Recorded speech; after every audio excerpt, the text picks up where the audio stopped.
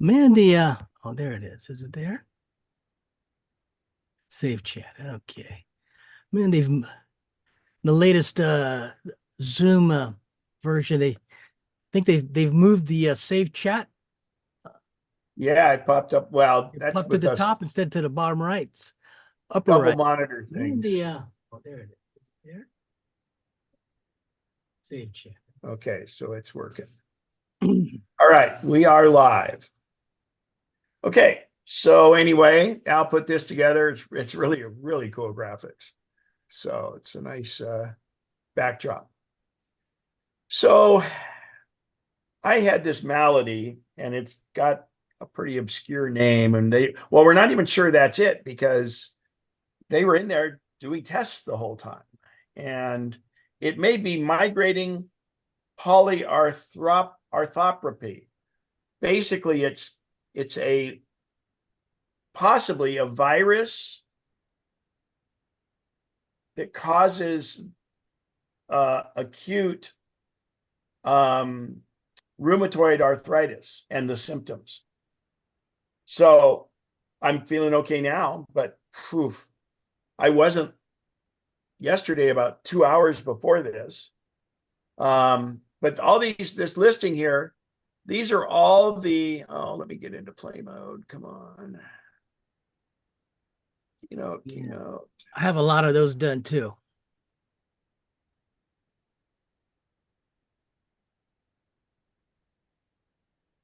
Yeah, they got you A to Z. Yeah, and that's only in like 3 days' time. Come on, window, bring all to front, move, show me the full screen.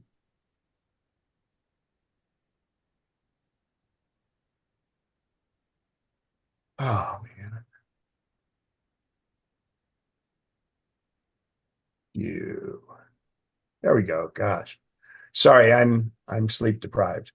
So there's all that, and then within one of those, there might be this many tests within each one of those from each of these. So it's very obscure. They were trying to figure out what it was. There's still some tests that were taken uh, 2 days ago and aren't back yet. They take a long time and they're sent to special labs and stuff. But basically, what it, it seems that there, there's a virus that you can get, and it causes um, you to get the feeling of really, really bad arthritis. And it manifests itself in many joints or in one joint. But what was really interesting, I was at Sutter Roseville, and the hospitalist today, the one that checked me out, she in fact had this, and it's really rare. She had been around with her daughter doing something and picked up, and all of a sudden got it, and it manifested itself in both of her knees. And I mean, both my left knee has a slight little bit of minimal, not even really arthritic, just soreness. My right knee has had nothing, and my right knee was the biggest thing in this. It didn't swell. I didn't have a temperature. I didn't have GI. I didn't have any symptoms of anything else other than my entire body ached, and I had excessive lactic acid. Now, those of you that have worked out, lactic acid buildup is when you're working out and you're overstressing the muscles and they exert or exude lactic acid. And that's the soreness you get in the muscles. Well, this causes that. And it wasn't because I'd been working out, for God's sakes. It was just this thing. It was, I have to say, yesterday between 4:30 and 5, I was in the, oh, and by the way, I'm on Norco at the time, and I hate taking pain medications, but I had no choice. So I took Norco, and it worked great for 2 hours, and then all of a sudden for a half hour, I absolutely and they couldn't give me more pain medication. I was just in utter pain, and then it got better, and then I made it through that 4 hours. So I've been living with Norco for that. But now this morning, real early, at 3:30, I got my dose and I'm in the hospital. And I didn't feel too bad, but I said, with the pain I had yesterday, I got to make sure I'm covered. And that's the last dose I took of Norco. And it, and I was supposed to get another one. It's every 4 hours. And it went through the day and it's fine. And I feel stiffness. I feel a little sore. I do have some of that if I need it. But the big thing is it's an inflammation issue, and it inflames, whether it be joints, bloods, all kinds of things. Just very rare and really odd, and don't know if it'll come back. I hope not. But all I can say is don't wish it on anybody. So that being said, that's my excuse, and I'm sticking to it on why the presentation tonight will be less than adequate. I've been dealing with this for because I was 4 days at home when I was non-functional, and well, I mean more non-functional than usual. But let's see here.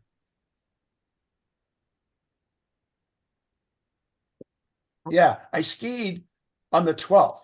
Had a great day skiing. I felt fine. I was a little sore the next day, but then the day after that, I all of a sudden started getting this thing, whatever it was. And it wasn't bad for the first 3 days, but then it just went kablooey. And it's weird. The cold weather seems to, or excuse me, not the cold weather. If I'm cold, and I never get chills, and I've gotten chills in this without having a fever. So anyway, I kind of pass that along as a public service, because if anybody gets this, go in and get medication right away and get on big anti-inflammatories. So I'm not on anti-inflammatories right now. They're still verifying that that's the case. So when I had my knees replaced, they gave you that Norco to take the edge off the yeah, first few weeks and stuff. But I got so constipated with it that I was to the point, well, I'll tolerate the discomfort rather than the medication. And so well, after that's typical 5 days, with most drugs. it works. It works good. Takes the edge off, that's for sure. Yeah. But just be So advised. just so you know, Miralax is a good thing for that. But secondly, magnesium. So magnesium loosens things up quite significantly, and it's good for you. All right, so let's see here. What do I got going? Oh, I didn't even have the thing up about doing this or that. So we're going to talk about Sonoma, but let's talk first about logistics. Tonight, where is it? There it is. Tonight, at the end of the meeting, we have our big Christmas raffle. And this is how it lays out. And it's the same we've done for the last 4 years, if I'm not mistaken, at least 3. And the all members are the people at the bottom. And if you're a Zoom attendee and you win one there, we've always agreed, and tell me if I'm wrong, you guys, that we also let them win from the other, but you cannot win a secondary prize within each group. Right. Great. Mary, you've got a question. No, it's not. It's just on this very topic. We have a number of people who have not included their last names, and if they want to be in the raffle, they should do it. And there's one person who remains nameless, who's in there twice. Don't expect 2 entries. Aha.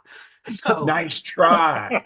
Nice try, but well, and I'll tell you, if that person is in there with 2 entries, make sure one of those devices, if you're in the same location, even if it's a different room, make sure that it is completely silenced, because it's amazing how well these microphones pick up stuff.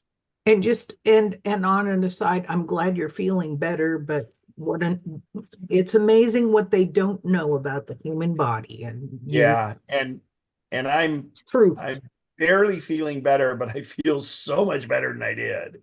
Yeah. So I'm looking Well, at the I'm glad names you here. I are. don't really see. Oh, I see. We won't name who that person is. No. And Bob, I have questions about one, so I'm sending you a text on the membership. I'm sorry.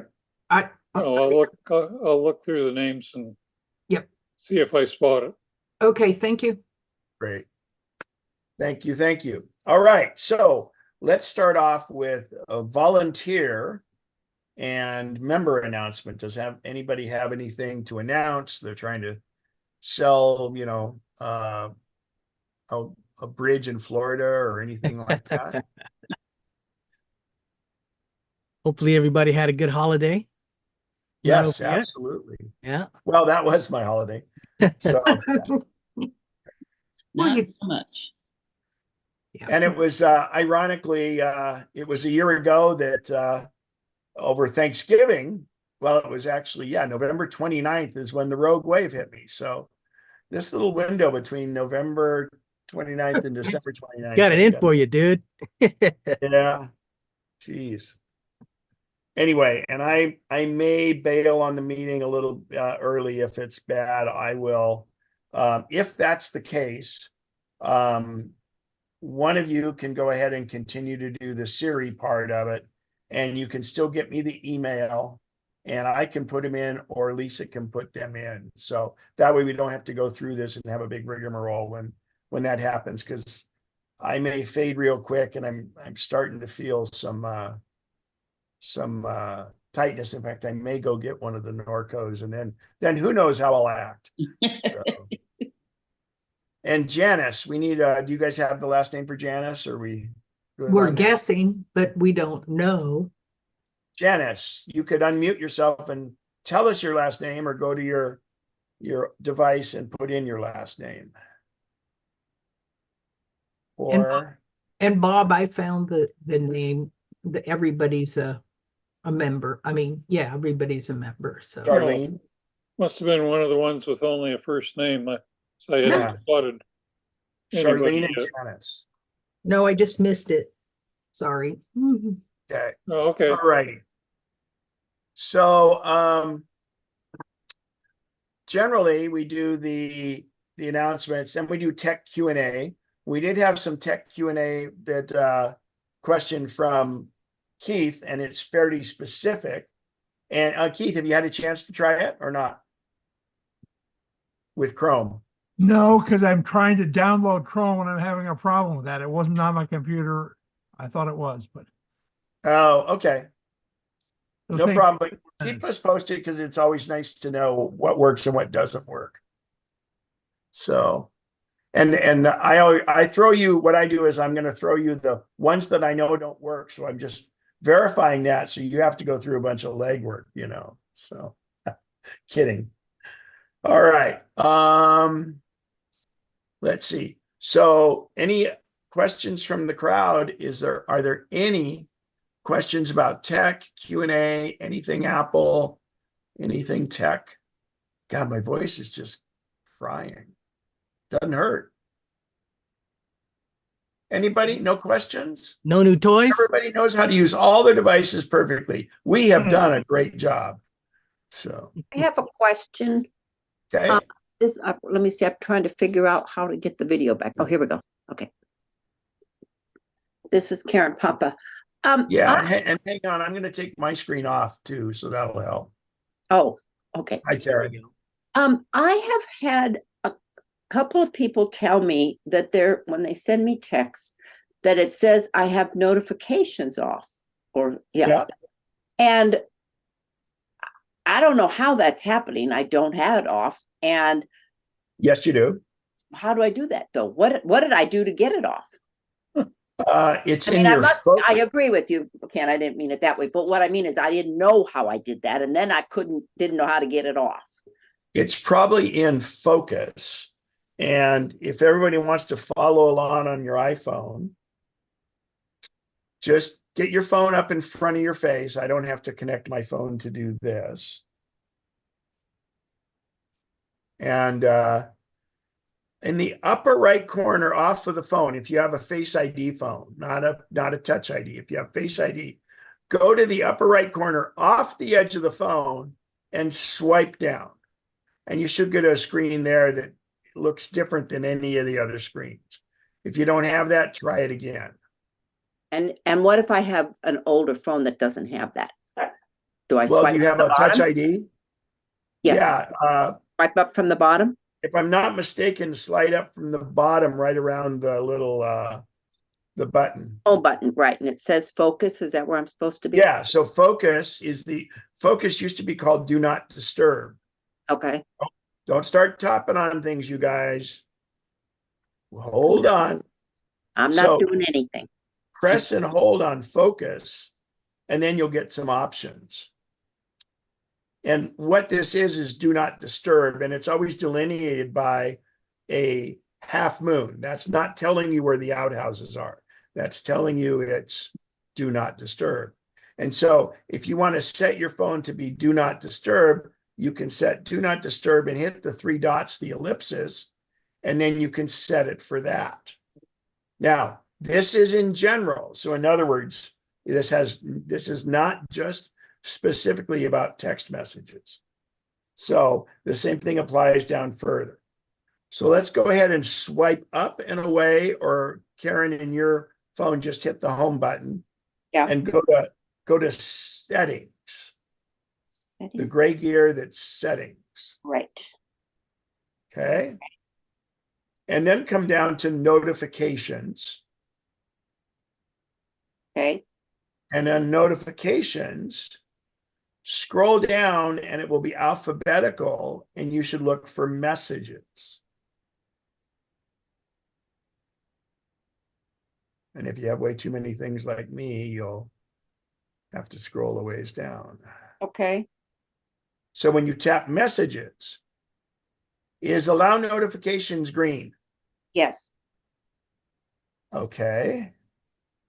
Interesting.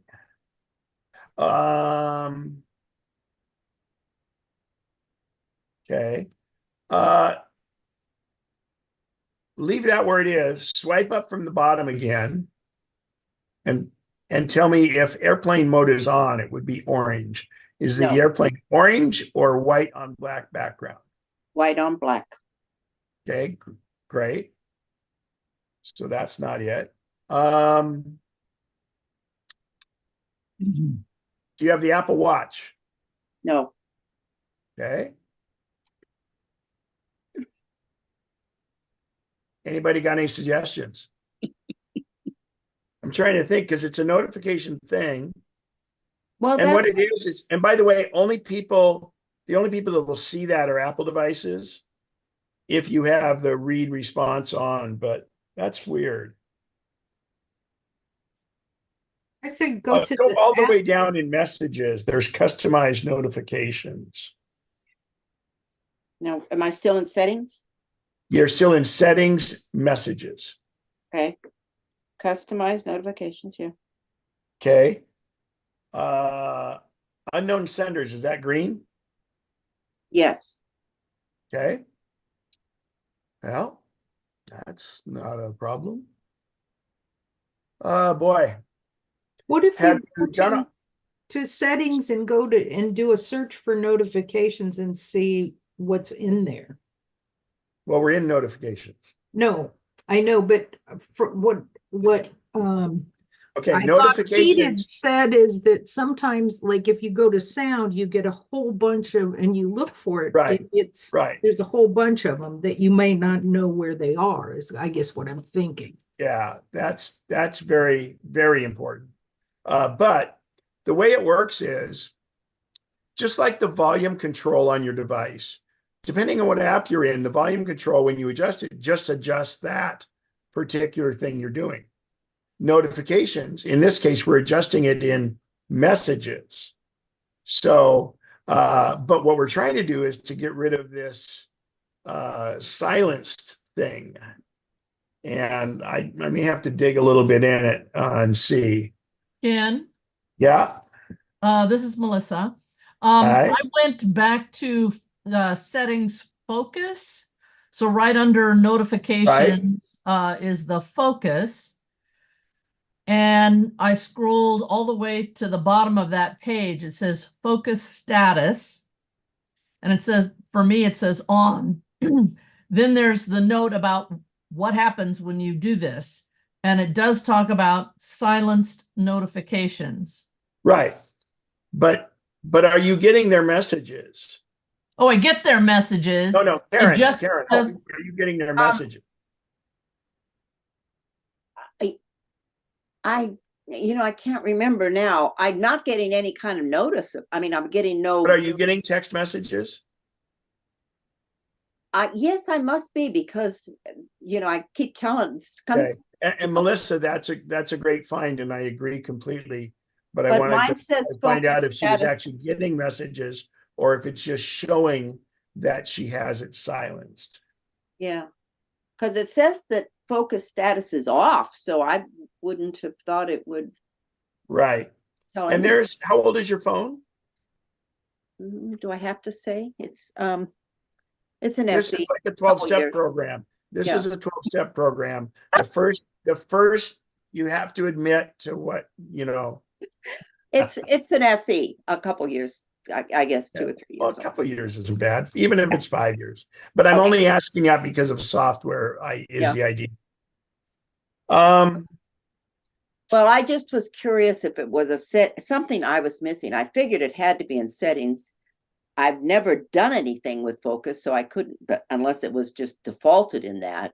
But I just keep telling them, just ignore it and send it anyhow, because Well, yeah, and then just ask them, to send you a text and see if it's there and if you get the text. So the other thing is, it doesn't seem to happen when you're driving.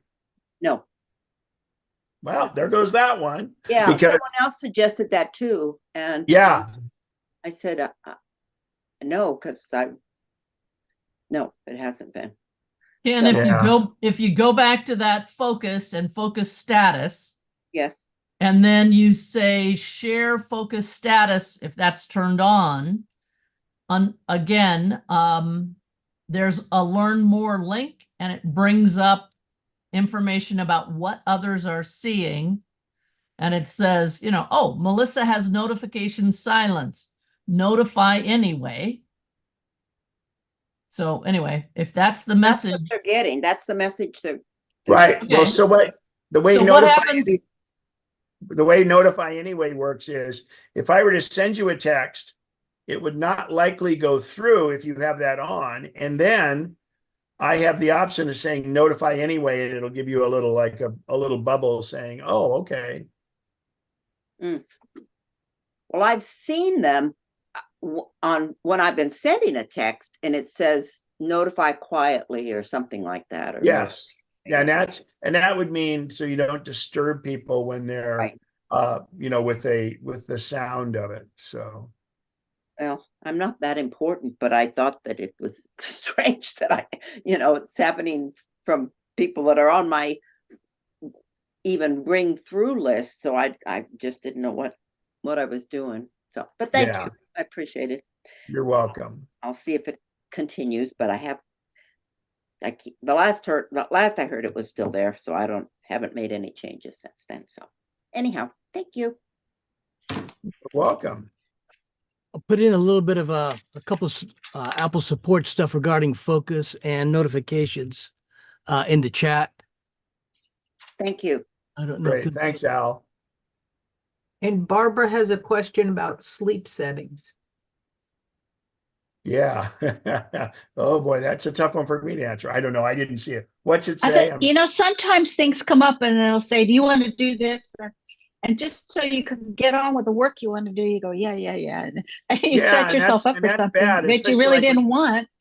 Yeah, and you don't I was want that to wondering if happen maybe with she had like notification. got into a sleep mode from 10 to 6 or 10 p.m. to 6 a.m. or something like that, and, or a different time. And Sometimes instead of saying okay, you can swipe it away and it won't change the setting of it. But yeah, that's difficult. You can do what, Ken? What was the last thing you So said? when it comes up, if it's on your phone, you can just, there's a little badge that comes up that's got that in it. Just swipe it up and away, and didn't it'll know still that. show up on your other devices, and you haven't really answered it yet. You're putting it off, sweeping it under the rug, so to speak. Okay, So well, that's a little above my skill set, but I'll work on that. Thank you. you bet. Ken, I have a question. I apologize for just speaking up. This is Louise. I can't find where to raise your hand here. You just did. How's that? Okay, thank you. I'm sorry to hear about your illness, and I wish you a speedy recovery. Thank you. But in the meantime, I'm frustrated as can be. You like the way I turn it around to be all about me, but I'm just frustrated. Don't want to take a whole lot of time. I cannot get my photos to marry up with my iMac. I will take them, or I will save them from a message, sometimes on my phone, and sometimes it'll go to the computer, sometimes not, and vice versa. I've gone in and I've allowed everything. Is this an iCloud issue? Did it just stop happening at one point, or is it just Yes. happening periodically, or Well, not ever at since all? I upgraded to Sonoma, Okay. How long ago did you do that? I snuck it in while you were away. Oh, that's smart. Well, your tech guy's away. Huh? Oh, I had to turn it down Well, Sonoma is actually or pretty off, good. but If even you off is have probably the, okay. I just turned the dial. Is that how to do it? I'm sorry.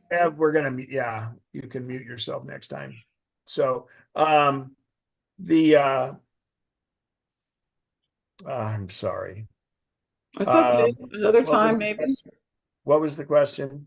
I'm trying to get my iMac and Oh, my I know, iPhone. but it was something about what you do, the different. Well, so it's worked in the past. It didn't work with Sonoma. Yeah. And Excuse you've me. done a restart, haven't you? Yes. So the only other thing would be to turn off photo syncing on the Mac and then turn it back on. Well, and actually what you need to do is, and we've had this discussion, is go to Mhm. iCloud.com and see if it's getting to iCloud from your phone.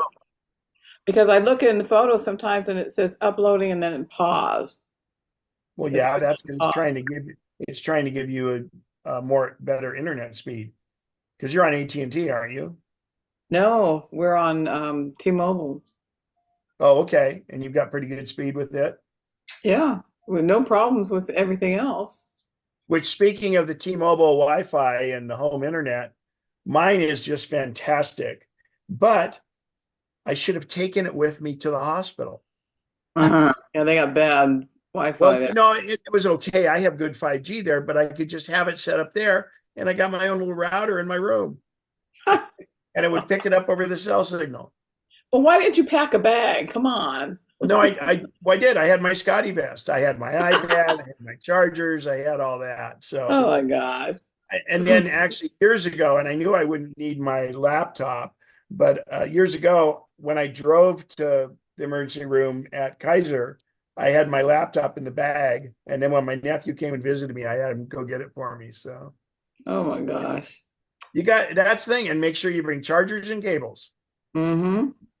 So Yeah. And one power cord. as many as you need. Okay, so tell me again what am I supposed to do? I think go to iCloud.com and see if your recent pictures are going up into the iCloud library. If they're not, we need to reset it on the phone. And if they are, then we need to turn it off and turn it on in Photos on the Mac. And I don't mean delete photos. Don't absolutely do that. You're just going to turn it off and turn it back on. So I go into Safari and then I go to iCloud.com. Yeah, and sign into your Apple ID, and you'll see where you can pull up your library. They've hidden it in these button things. .com. I found a support doc from Apple Excellent. for Sonoma 14 to sync your photos between your Mac and your iPhone, iPad, and iPod Touch. Might want to peruse that link. Perfect. Just don't try to print it on Keith's HP printer.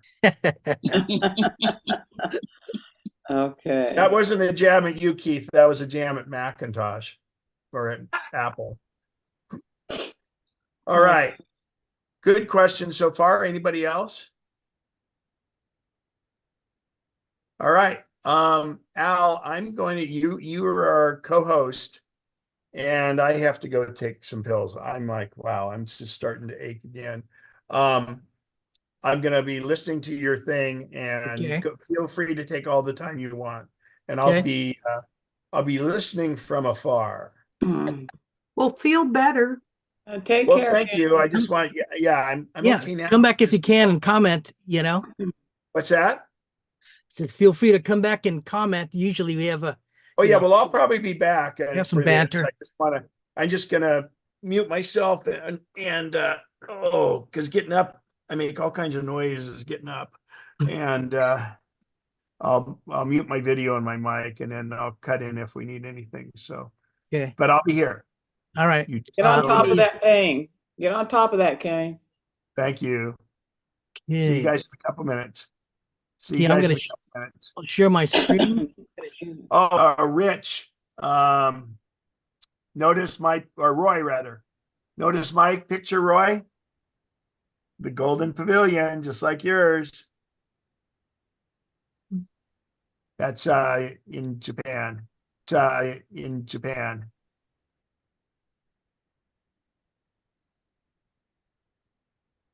Yeah, here.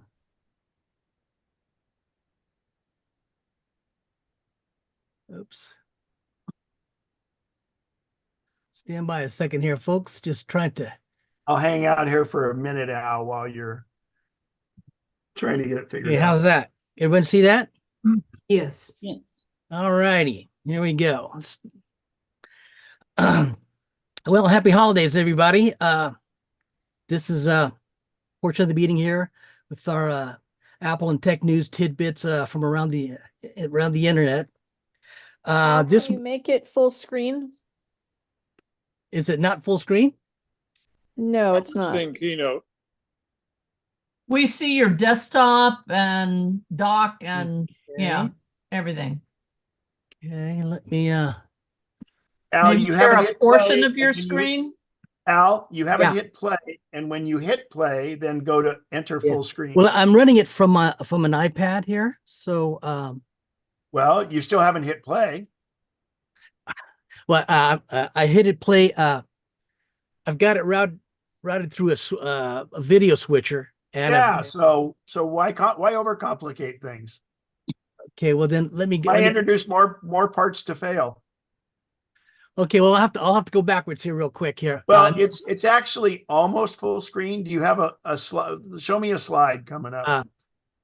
I can play, but I'll just have to tell it which monitor to play on. Yeah, and that's what you should do. We see your speaker notes. Yeah, now we see exactly because I've told it to display on the wrong monitor. So let me redo Well, this. if you go back and just hit enter full screen on that. Just stand by a second here. I'll just go up to view, enter full screen. I'm going to stop share, and then I'm going to tell it to use another monitor. All right. Well, I'm going to go ingest some medication. Okay. All right. Share If that. anybody's got a good joke to tell while Al's doing that. How's that? Who the hell is this? Now that looks like it. Yeah, there you go. All righty. There you go. Nice. Okay, here. Let me see here. We knew you could do it. Well, there's a whole bunch of different ways to make this real complicated, and I'm really good into complication. Anyway, here, kick this thing off here. This is a little article from Apple Insider. On Wednesday, December 13th this year, Apple closed at a record high of $197.96. It passed the $3 trillion total market valuation once more. And according to Barron's, this year, Apple, from its low to its high, it increased its market cap by $1 trillion throughout 2023. So it's been a good year, despite a whole bunch of challenges. And we're still there today. Today's at market close at 1 p.m. It was $193.15. So lucky us. Anyway, this from 9 to 5 Mac on December 11th, Apple released iOS 17.2. iOS 17.2 includes a long list of new features and changes, including a journal app, some spatial video recording for iPhone 15 Pro models, several improvements to the messages and weather apps, and also a favorite songs playlist in Apple Music and a whole bunch of other things. iOS 17.2 is compatible with iPhone XS and newer, although some features are limited to the latest iPhone models. Mac Rumors has a nice primer on how to use the journaling app. Apple's journal app lets you record your daily thoughts, activities, incorporating data like photos, music that you listen to, workouts, and more. And it also suggests topics to write about. The journal app has a simple, straightforward interface. When you open it up, you're presented with a plus button, and tapping on it lets you start a new entry. When you have added a few entries, a button on the top right lets you filter through based on photos and activities. The writing interface includes several buttons along the top of the keyboard that you can use to access moments, as well as add photos, take pictures, add voice recordings, add location tags. Before you use them, you'll be prompted to allow the app to access your pictures, camera, microphone, and location, of course. Journal entries are automatically dated, and you can bookmark your favorite ones. Might be pretty handy for those who are so disposed. By default, the journal app will suggest recent and recommended moments from your week that include, like I said, photos and workouts or places you visited. You can use these as writing prompts, or you can tap on new entry and begin writing right away. So Al, Yes. do you suppose this is really a way to get us to buy more iCloud subscription storage? Everything is, in my opinion, is geared towards that way. And I've just resigned myself to buying a whole chunk of storage up there because my digital footprint is, it just gets larger. We use this technology so much, and we create so much data as individuals, and having a place to put it, a safe place to put it, it's just something that I've resigned myself to doing. Hey Al, where do you find this on your machine? The journal app? Yeah. The journal, you just have to upgrade to the latest.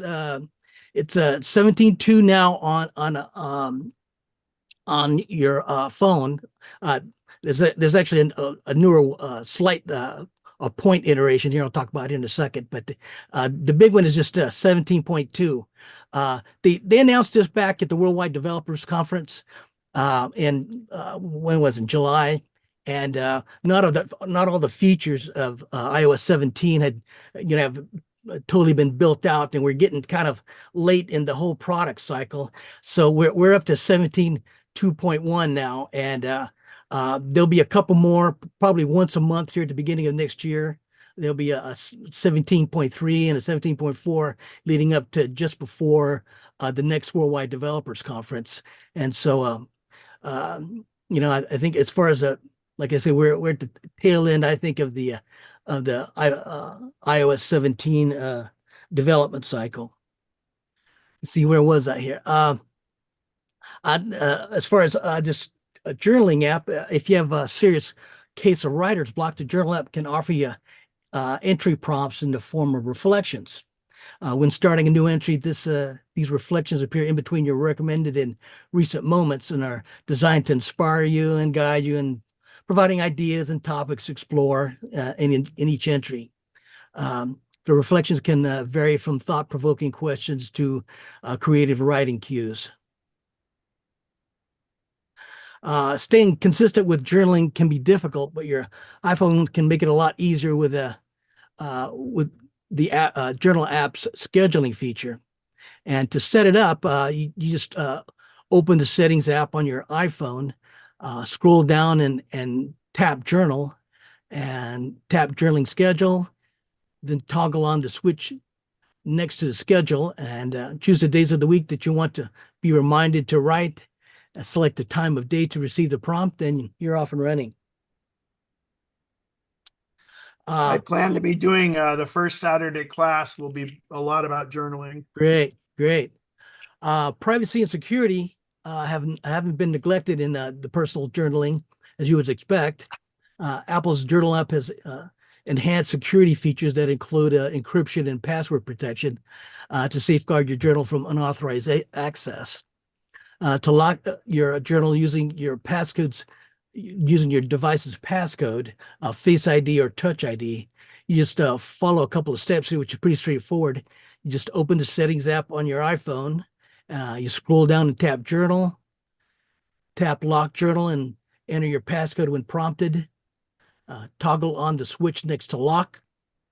Tap Require Passcode, then select the options immediately. It can be after 1 minute, 5 minutes, 15 minutes. So looks like it's pretty thought out, because, I would suspect this journaling app will, contain a lot of things you may not want everyone to see or, be very personal in nature. So it's a good thing for them to have privacy and security foundation. Oh, shoot, how'd I get here? Whoops. Sorry about that here. Let me scroll back down to where I was supposed to be here. Oops. Sorry about that. Yeah. Okay. Okay, here. Sorry about that.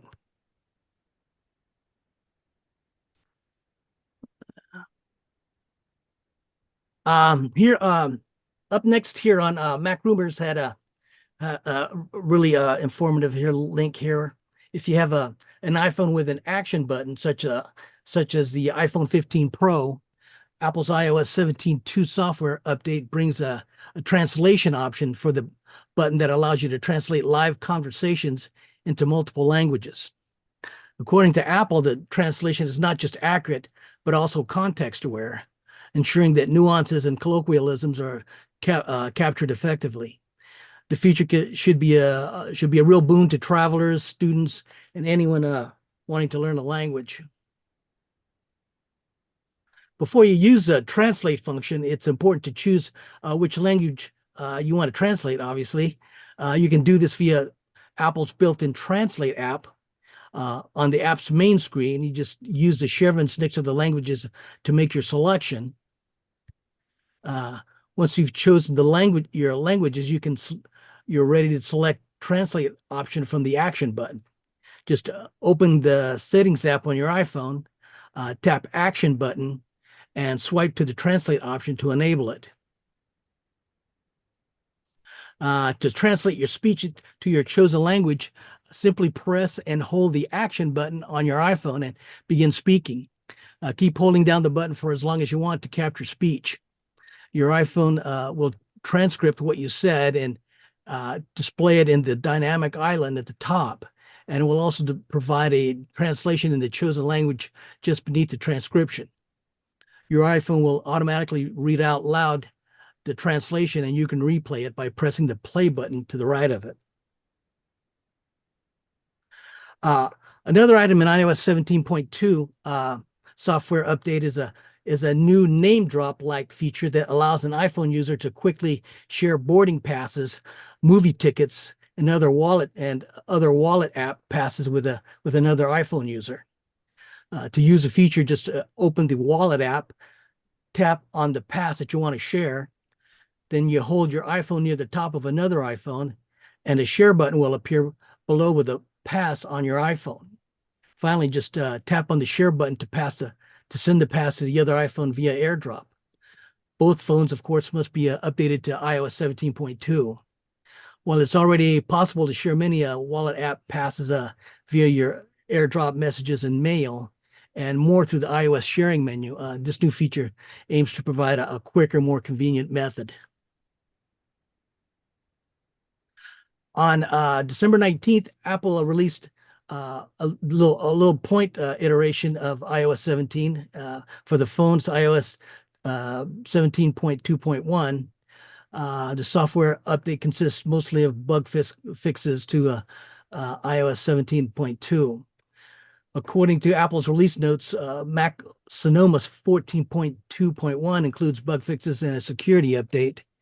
The macOS 14.2.1 fixes a screen sharing vulnerability that could cause a user to unintentionally share the incorrect content.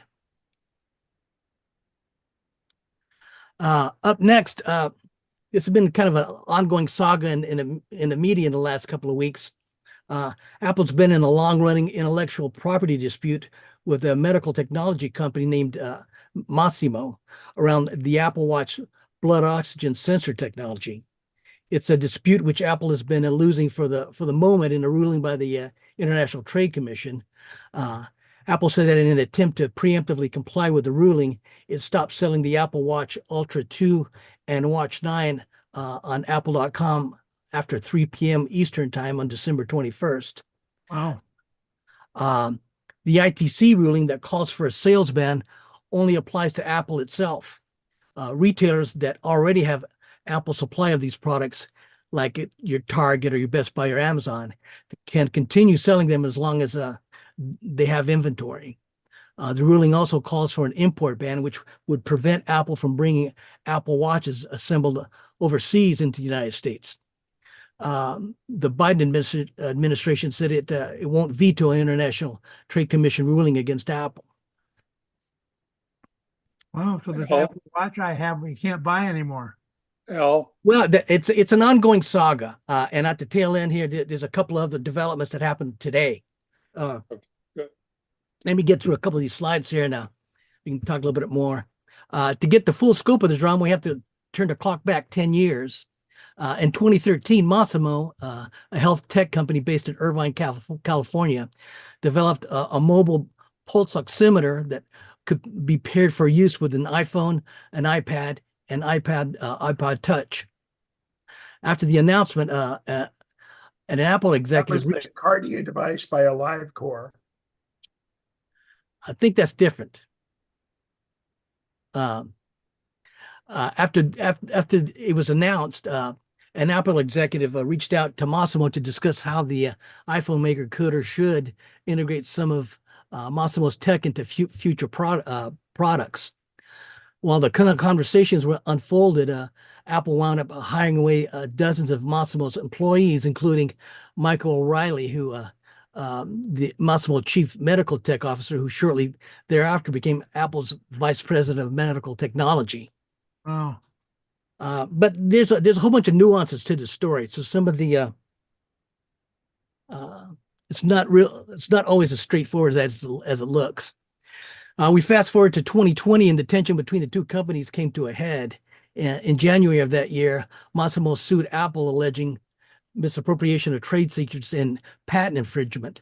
Later the same year, Apple unveiled the Apple Watch Series 6 with a tiny integrated pulse oximeter. While that first lawsuit ended in a mistrial, the legal battles between the two companies didn't end there.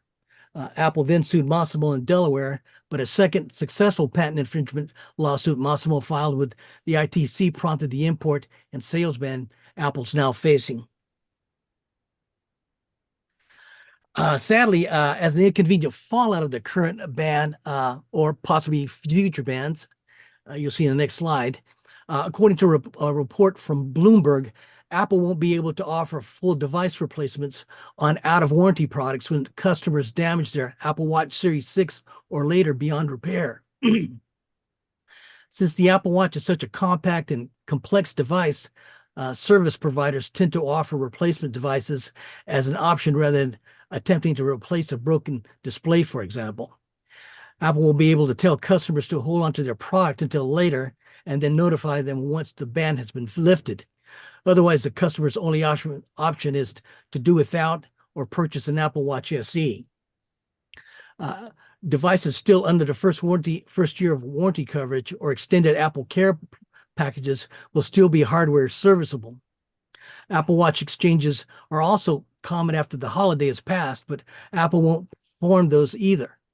If a customer needs a 45 millimeter Apple Watch Series 9 instead of a 41 millimeter, it was purchased from Apple, nothing can be done except offer the customer a refund. Best Buy and other retailers can still sell out their Apple Watch inventory. Apple Watch bands and accessories can still be exchanged as usual. There isn't any sign of the product ban being lifted anytime soon. I'll tell you right, it was lifted today. Though Apple does have options. Software update might be enough to convince customs to allow importing devices, and the White House could intervene, which it hasn't. This article is dated December 21st, so things have evolved. This morning, a judge in Yeah, DC, right there. gave a stay for I don't know how Right. many days. Yeah. This unfolded today, this afternoon. Apple has won a temporary stay blocking the ITC sales and import ban on the Apple Watch in the United States 2 days after the ban was implemented. In an appeals court win on December 27th, today, Apple managed to convince the court to delay the import ban, effectively allowing the sale of wearable devices in the United States once again.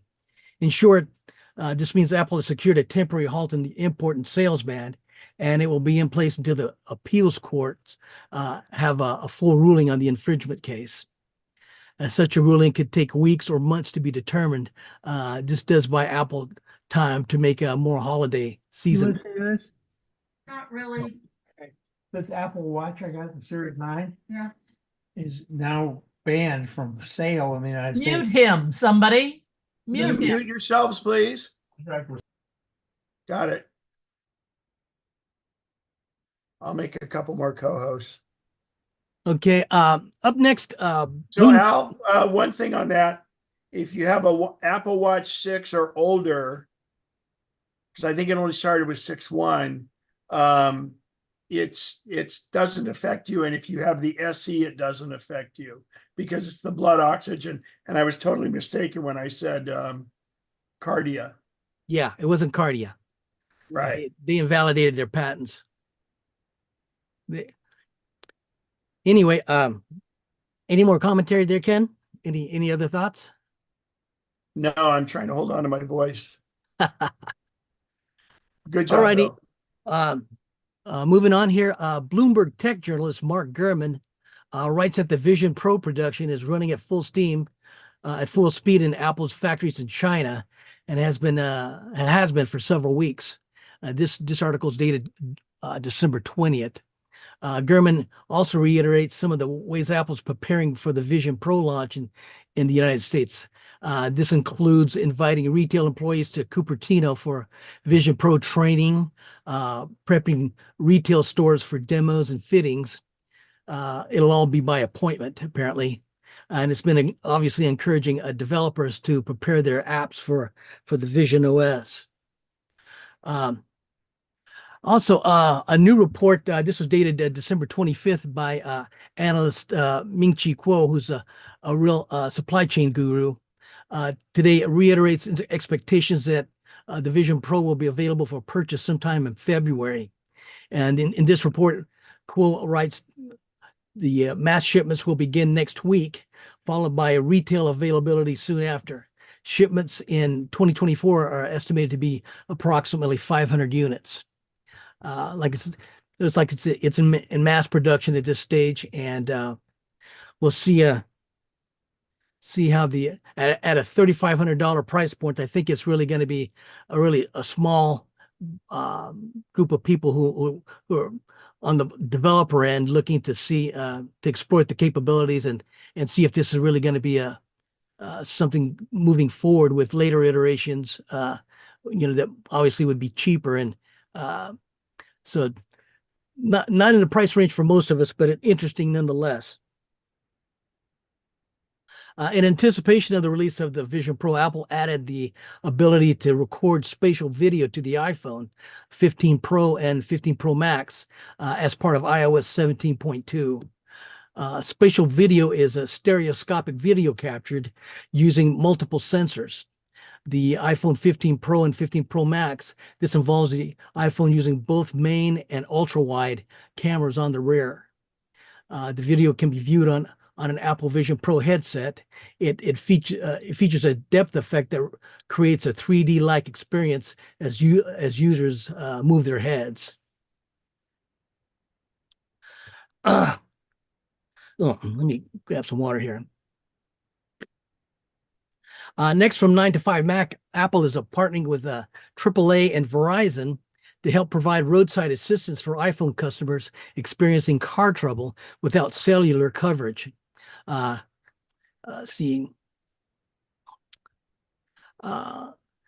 the emergency SOS via satellite, the new roadside assistance feature requires being in an area without cellular coverage for your network. Being stranded without service is the first step. The next step is to compose a message in the Messages apps, type in roadside to the contact field to see the roadside assistance via satellite option. Note that this will only work when you're out of Wi-Fi or cellular range. Once selected, a prompt will appear that lets you select what kind of car trouble you're experiencing. And examples could include being locked out of your car, running out of fuel, or battery being run down, or having a flat tire. They're kind of canned responses. Here's another link for AAA and Verizon. Again, if your iPhone supports emergency SOS via satellite, it will work with roadside assistance via satellite in the United States. Supported phones include all versions of iPhone 14 and 15. They have to run iOS 17 or later. The feature is also available to travelers using the US Verizon roadside assistance. It requires a Verizon SIM and iOS 17.2 or later. Satellite connectivity has been free for 2 years for iPhone 12 and iPhone 15 customers. Apple hasn't announced how it will handle pricing in the future, but the original 2-year deal was extended through 2025. For roadside assistance, however, the service will require a payment to AAA in some form or another. Presumably, you'll have your normal AAA subscription or whatever, and at least you'll be able to get in contact with them, and there would be payment, but get you out of trouble if you need help.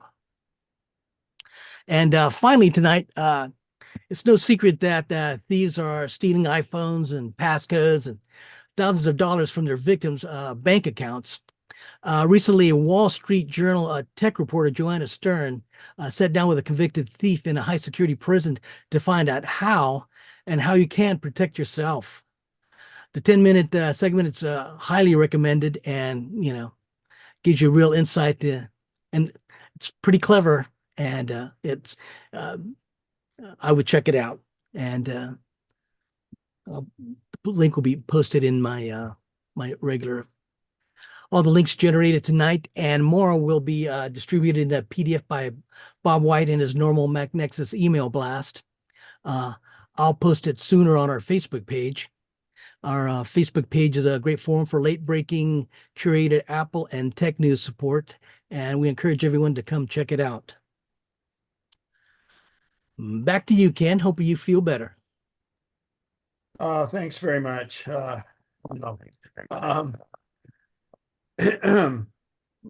So if anybody has any questions for Al, he does such a great job on this stuff. It really is amazing. And feel free to speak up, or we should put a tip jar out, I guess, but anyway. Oh, wow. Go ahead. No, I'd say I've gotten into the habit of creating a document every month that day by day as I surf around the internet, and I just throw links and stuff in there. And at the end of the month, when we have these meetings, I have a whole bunch of stuff harvested to take a quick peek from. And most of those are in the chat, in today's chat. As the meeting was progressing, I was uploading a whole bunch of those. So again, all of that stuff will be in Bob's email blast. And Are you using Safari profiles?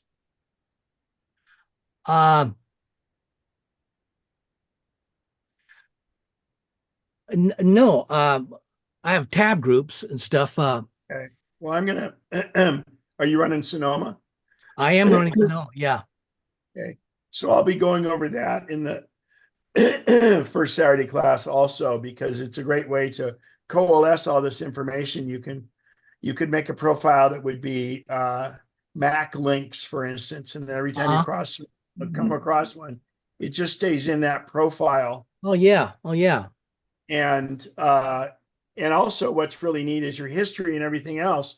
You know, if you're searching for mac and cheese in your regular cooking profile, but you're looking for Macs on the other one, they won't cross-pollinate. So it's pretty cool. Yeah. I'll Mary, have to check you that have a out. question. I'm sorry. Go ahead, Al. No, been wanting to check it out. It's on the long list of things to go. Yeah, there's a rabbit hole little to bit of jump in. learning curve, but not bad. So Yeah. Mary, go ahead with your question.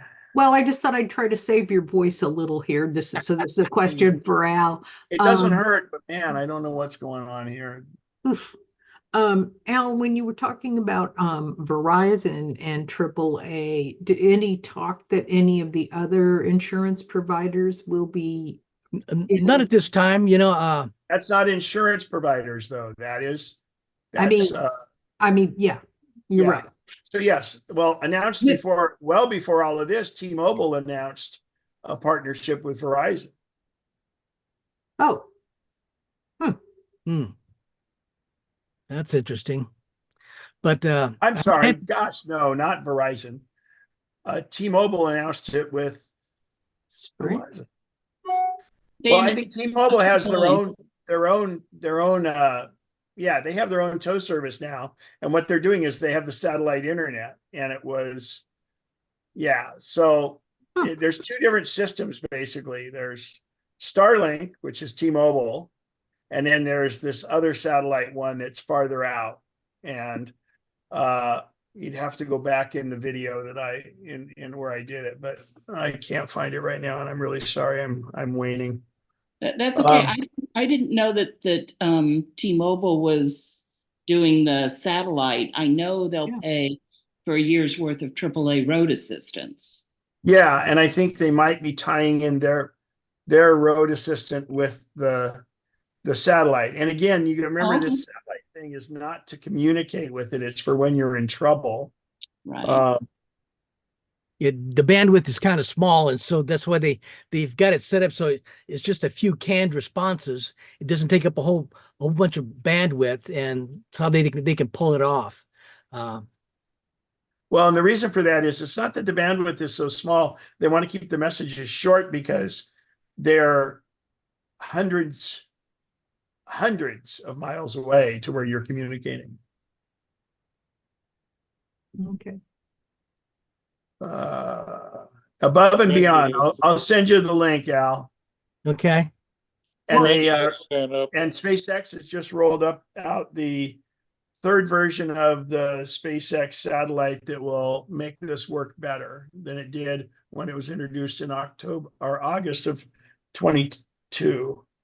I thought Apple. I thought there was another outfit that they are using or buying space on their satellites. Apple, yes. Gold Star. So I think was that the name of the outfit? I'm not sure. I'll have to. Did you say Gold Star? Yeah, yeah. It was. Oh God, that would be such memories. Maybe you know who Gold Star is, right? Yeah. Yeah. The people that made those cheap VCRs. Yeah. And their company was called Lucky Gold Star, and that company is now LG. Yeah. Oh. And they make great stuff. Randy has his hand up. Yeah, Al, I tried on messages. I typed in roadside, and Subaru roadside assistance showed up, but I am a AAA member with the roadside assistance. Is this something I need to initiate with AAA or wait for them to I would assume it's just part of their, you already you're already paying them for some service, are you not? For Correct. areas that your typical areas where you have plenty of Wi-Fi access and cellular access. I think this is just since you have that into the package, what Apple's providing is just a way to use that SOS via satellite to be in contact with them and give them information to come to you. And I would assume that I can, from where I'm seeing, I don't think there's any expense associated with any of that, but it's worth a phone call. I'm sure that Well, when they their talk brand. about it, when they speak of it, yes, there's an expense when you use the service, not to acquire the service. Yeah, not to In use other it. words, it's a free phone call to have them come pick up your car, but it's not a free pickup of your car. It's exactly. See, I'm scrolling through some links here. Mary has a question. Well, it's not. Go for it, Mary, while Al's getting links out. That's what I figured. Well, I just found out today I have T-Mobile, and I found out Just today found out you had T-Mobile. No, Wow. Nice catch, Ken. I found out that on the promotions, which includes free Netflix, if you want, it's just like you've got to be very careful, first of all, that you get the plan you ask for, because I've had two people that didn't upgrade my plan correctly because I wanted the senior plan and they didn't do that. So make sure you have the right plan, but it's supposed to include Netflix, but it's the basic, but it allows you to, for an additional charge, you can get one of the higher levels of Netflix, but you still get like $10 off of Netflix, which I didn't. Well, you get whatever the basic level is off. So essentially, and I'm just pulling numbers here. Let's say it's an $18.99 plan, and you're and the basic plan was $14.99. They're going to pay for $14.99. Right. And the rest of it's billed through your T-Mobile bill. Right. I didn't know they'd do that. So yeah. So I just thought I'd share that in case somebody else, I had onto it. The global satellite service that Apple's using is Global Star. That's it. I was close, but no cigar. No, but that was closer than I would have been. Yeah. It's apparently a $450 million investment. Not per person. No. And after the 2 years is up, I'm curious to see how they're going to finance the model. Well, the 2 years has already been up for early adopters, and they've just kind of continued. I don't think it's I don't think it's using much resources right now, and I think they're just solidifying it. And it's a nice PR. People throwing satellites up in the sky right now. Yeah. So we'll see where it goes. But I think it's, if you use it, there's been already chronicled stories of people taking advantage of the service to bail them out of a bad situation. So pretty good anecdotal information out there for that. Well, we used it in the Great Race. Did you really? Yeah, and believe it or not, I'm sorry, it wasn't the Great Race. It was my friends from the Great Race, but it was at the Monterey Historics, just north of the turnaround. I forget the restaurant down by Big Sur, where there was no traffic signal or no cell signal. So I drove down to find the guys, and they were sure enough pulled over the side of the road. And the CHP has a satellite phone because he had no service, so he couldn't get service. And then I used T-Mobile and through the SOS, and it worked, but really limited. But then what happens is, believe it or not, there were Verizon people in the car, and I got T-Mobile to connect on regular before anybody else. And that's a woohoo for T-Mobile when that happens. I think there was a story not long ago about some folks, well, maybe it wasn't. Lady up in Washington, 4 days, 4 or 5 days. Wow. And Yeah, so everybody complains about always being connected and they can always know where you are, but that's not a bad thing. no, not at all. When you need help, you need help. Absolutely.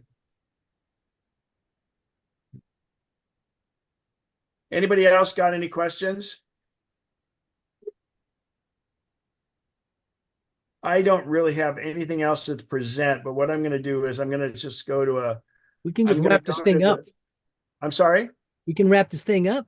Well, I'm going to bring up the Sonoma page because Sonoma is a good operating system. And so if you're on a Intel Mac, you should give it second thoughts. But if you're on an Apple Silicon, an M1 chip, definitely Sonoma is good.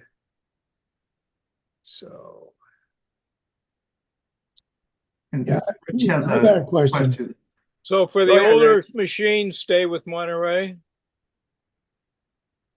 Well, if it's running Monterey now, of course you can continue going with Monterey. But nobody's going to force you, but at some point your browsers will get old enough that it'll complain about that. By the way, here's the T-Mobile coverage thing here. Roy, my experience is running just fine on a Intel machine. Yeah, it's just you want to make sure you have good backups and stuff because there's some legacy stuff that can come over, and it's usually not with the Apple apps, but it can happen. Question from Rich. Rich, go ahead. Yeah, it's about Dropbox. Is that in your view, is that a useful tool? Dropbox? Are you using it? Well, no, I'm not, but it keeps coming up, and I just haven't advanced with it. I don't know whether to do that or not. Well, so you are using it or you aren't using it? I am not using it. Okay, and how do you think you would use it? And I'm not asking just for you, Rich. I think this is educational for everybody. And it's my way to kill time, but no. Just I'm happy to comply. Okay, well, I guess access to all my documents. okay. Well, you don't want Dropbox then. No. Because There was a time. you have Apple iCloud and you want to use iCloud documents. Okay, that's simple. Now, Dropbox is generally where you're trying to provide someone else access to certain documents. Yeah, no, we'll do that. And iCloud will do that. But we know how safe and secure Apple is. I'm not casting any aspersions at Dropbox, but why create another point of possible failure? Okay. And it does take up some room on your device. Well, that's the thing. They keep wanting more storage. Well, no, but that's the thing. That's because they kept saying, oh, well, just hold your photos up here. Do this, do that. I mean, Apple does the same thing, but with Apple, they give you some alternatives. Yeah. So, Okay, that's what I wanted to know. Thank you very much. I think they would. A free version of a Dropbox is limited to 3 devices. And I think it's 2 gigabytes. Yeah. Something like that, yeah. Okay. There was a time early in the life of Dropbox where it had some functionality that Apple's iCloud didn't quite have. And if I recall correctly, I think at one point Steve Jobs was talking to the founder guys of Dropbox and was interested in buying Dropbox, but they thought they could just build it on their own, and so that never happened. But Apple went on to build a lot of the functionality that Dropbox provides, and it's because they did it, it's hardwired into all of Apple's ecosystem in a ways that I'm not sure Dropbox can quite match. I still have some a Dropbox I still have stuff stored in it, and in the past I used it to put items and stuff where folks not in the Apple ecosystem we could easily go find and share things. But Apple has all that functionality now, so it's the need for it is kind of beginning to go away for me. But Okay. since I'm an Well, Apple and part of it is that the iCloud has gotten better about doing other things also. Yep. Yeah. So Like let's I take a said, quick, just a quick little drive around Sonoma. Oh, and I actually did not mean that pun. Oh, God, why do I get good ones when I'm sick? You can? Yeah. This is Dennis. Across. I just had a question again on, I have Ventura 1361 and I have an Intel Core i5.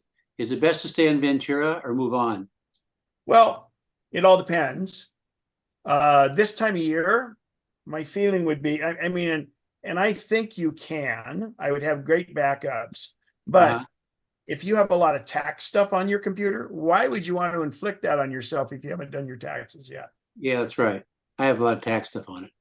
Yeah. So I know you with your business and stuff. And so yep, I think you have to look at that, but I have to say it's the quickest our group up here has ever said, let's go. And I think it's a let's go, but not without some warnings on it. But I really haven't heard of any issues. And I'm just, and I'm usually very reluctant for people.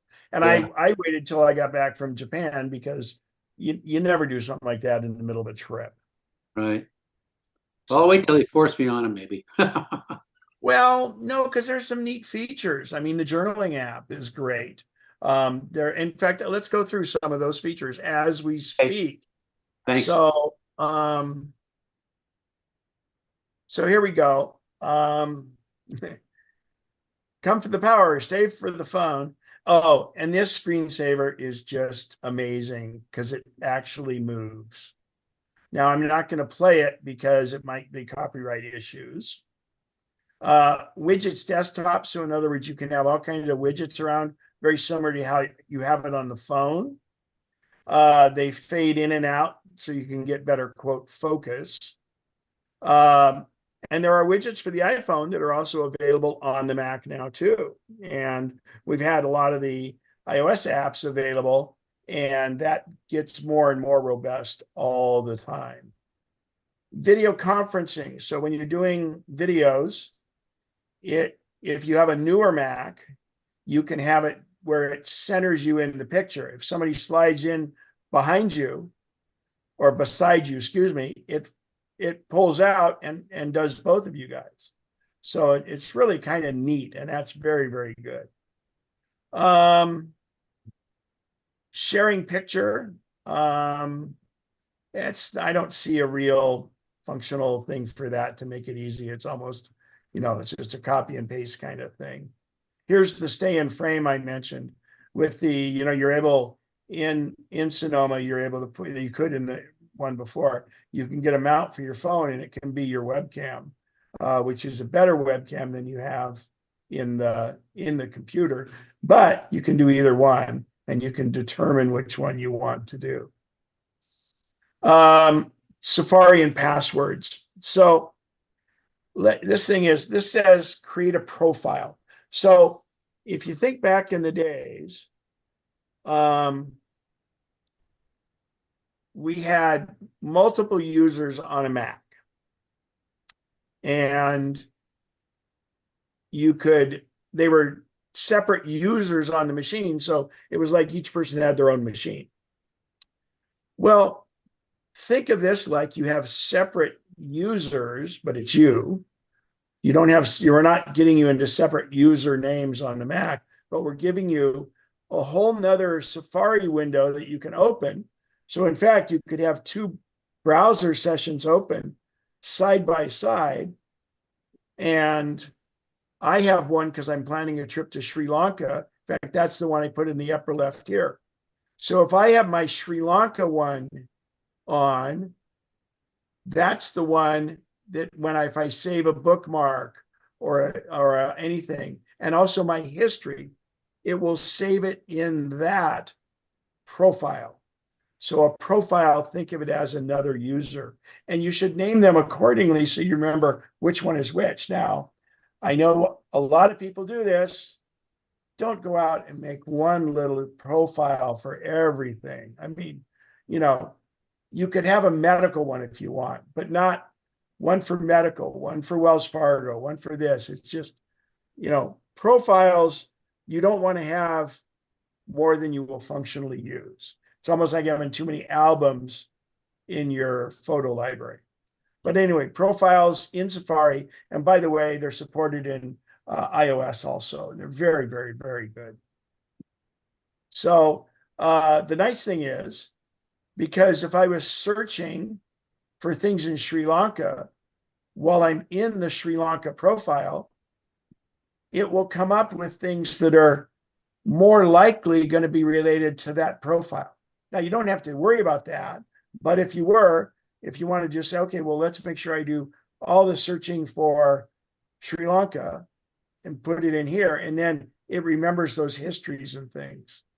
So, and you can have separate sets of passwords. So it really is, and you can have multiple users in there, like for different websites and things. So I really, really like Safari profiles, and I've only just started doing it because it came out right before I left for Antarctica and the Iguazu Falls. So more enhanced private browsing. You can share your passwords a little easier now, but very secure. And that's all built into Safari. In messages, you can make a search filter, for instance. So it's almost like a smart filter. What it does is says, okay, I want to find everything about Folsom, California. And then any texts that have Folsom, California, it can go there. But you can also keep that as a filter that you just do a one-time search. You could say car dealers in Fair Oaks, California, or something like that. And if there's any questions, I may not see them. So if you guys can make sure you help me out, please. So catch up and swipe to reply. That's just so you can really quickly send a message or a text to somebody by just swiping. That's really good. There's a new autofill in it where it starts filling in. It's very good prediction. If they're sharing a location with you, it'll look a little different and really good now. So if you have a friend or a family member and you're using the Find My on it, it's become very, very neat. And in fact, if they're pinned in your conversation, if you're in a group text, it'll even show what city they're in right at that point. Stickers, I'm not a big user of stickers, but they're very easy.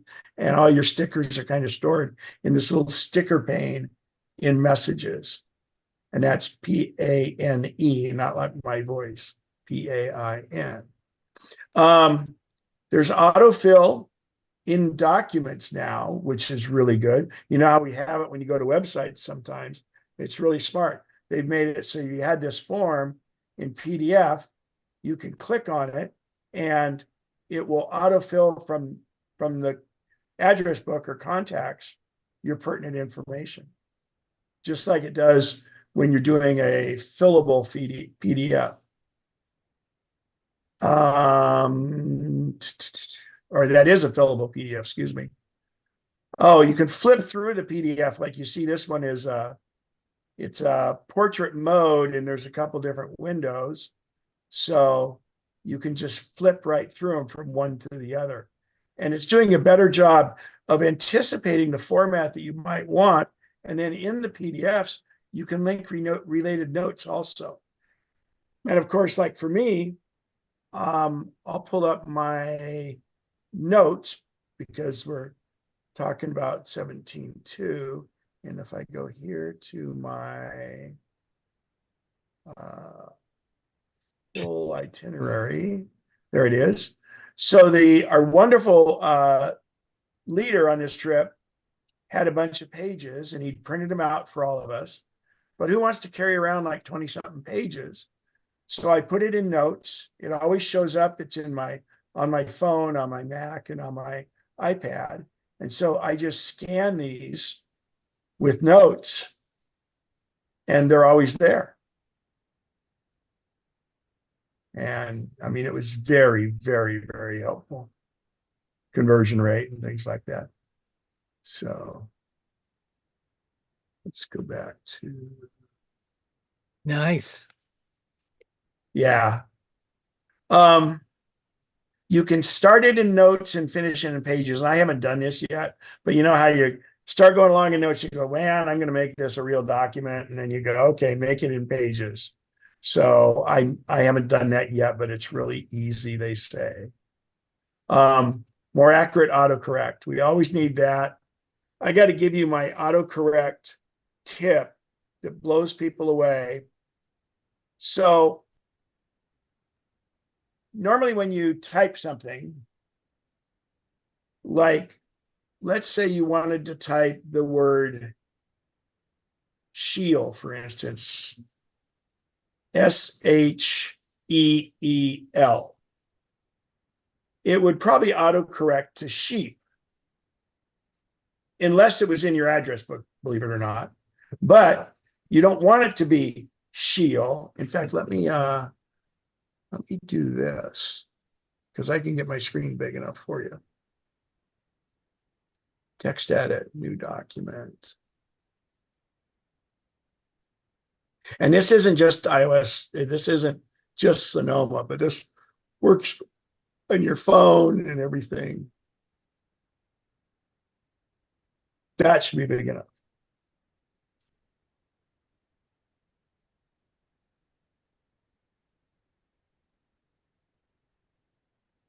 It didn't autocorrect it to sheep. Let's try something else. Oh gosh, what's the word I always use?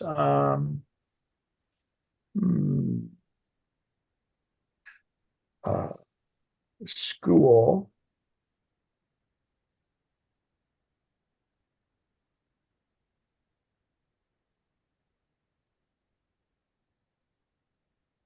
Oh, it's not. I must not have autocorrect on. So the way to defeat autocorrect on both the Mac and the PC is, as you're typing it, let's type school. This is a correct word, but let's say I didn't want it. I wanted to use the word. Well, that's schooler. That's a real word. So hang on. Is scholar. Oh yeah, let's do that. So I misdid scholar. Okay, it didn't give me a bad thing there because I had gone in and out. CHSC content. Sorry, I'm not at my top.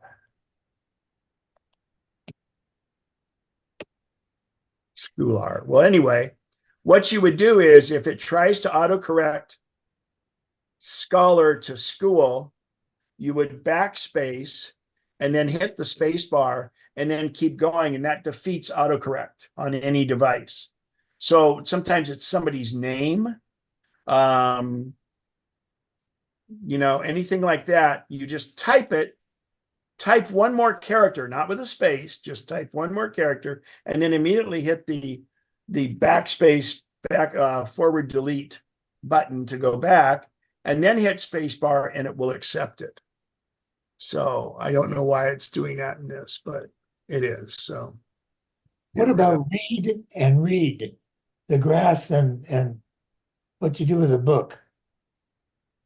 Well, so sometimes it'll contextualize it. If you were to say grass or the reeds are green or something like that, it will try to find the appropriate usage.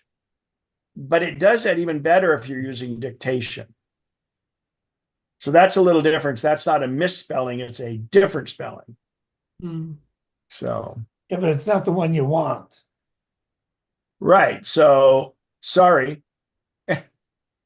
So what you can do is you can add words to the dictionary, but this isn't about that tonight. This is about Sonoma. So okay. Okay, don't need to save that. Now, predictions in line as you type is really, really good. Let's try to go to mail. And we'll go to new message. Come on.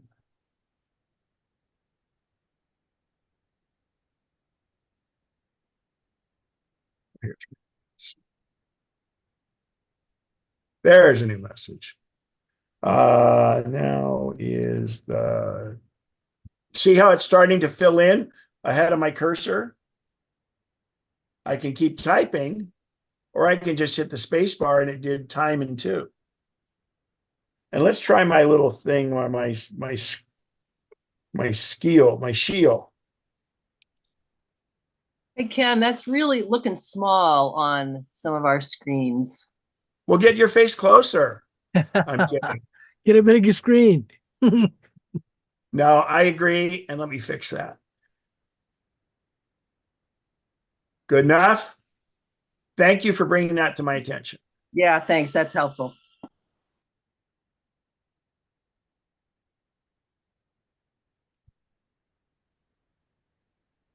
See, it's still not doing the autofill on that.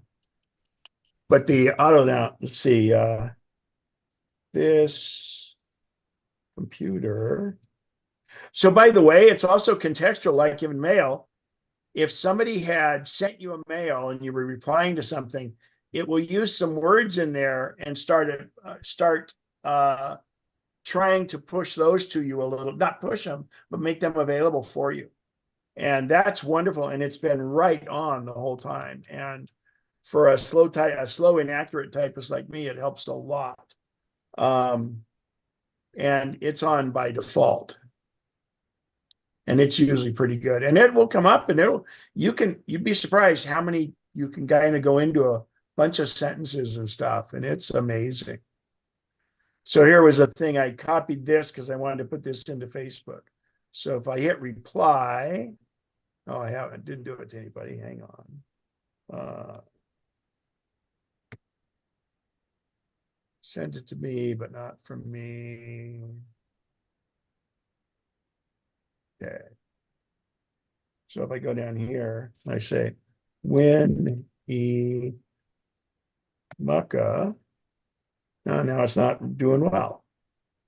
Believe it or not, that thing was before I was on Sonoma. So this already made one would maybe carry over. So let me try this. I'll create a new image, a new message.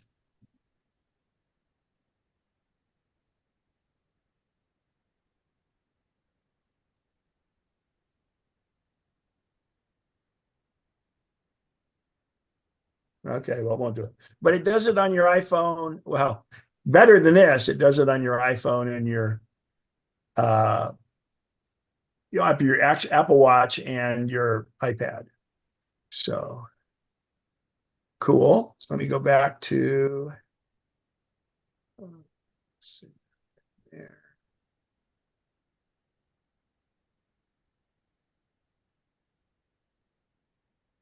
Yeah. There we go.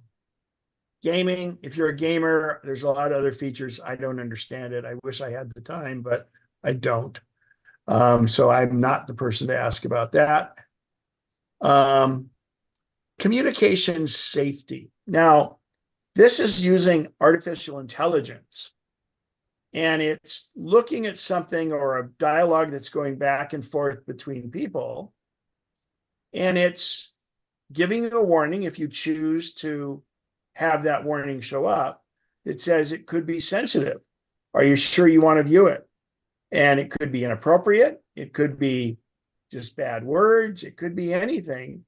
So they're kind of pre-filtering it because Apple will not block you from seeing something. It's just warning you about it. Okay. And then in here, it talks about sensitive content. And then you can actually control those things.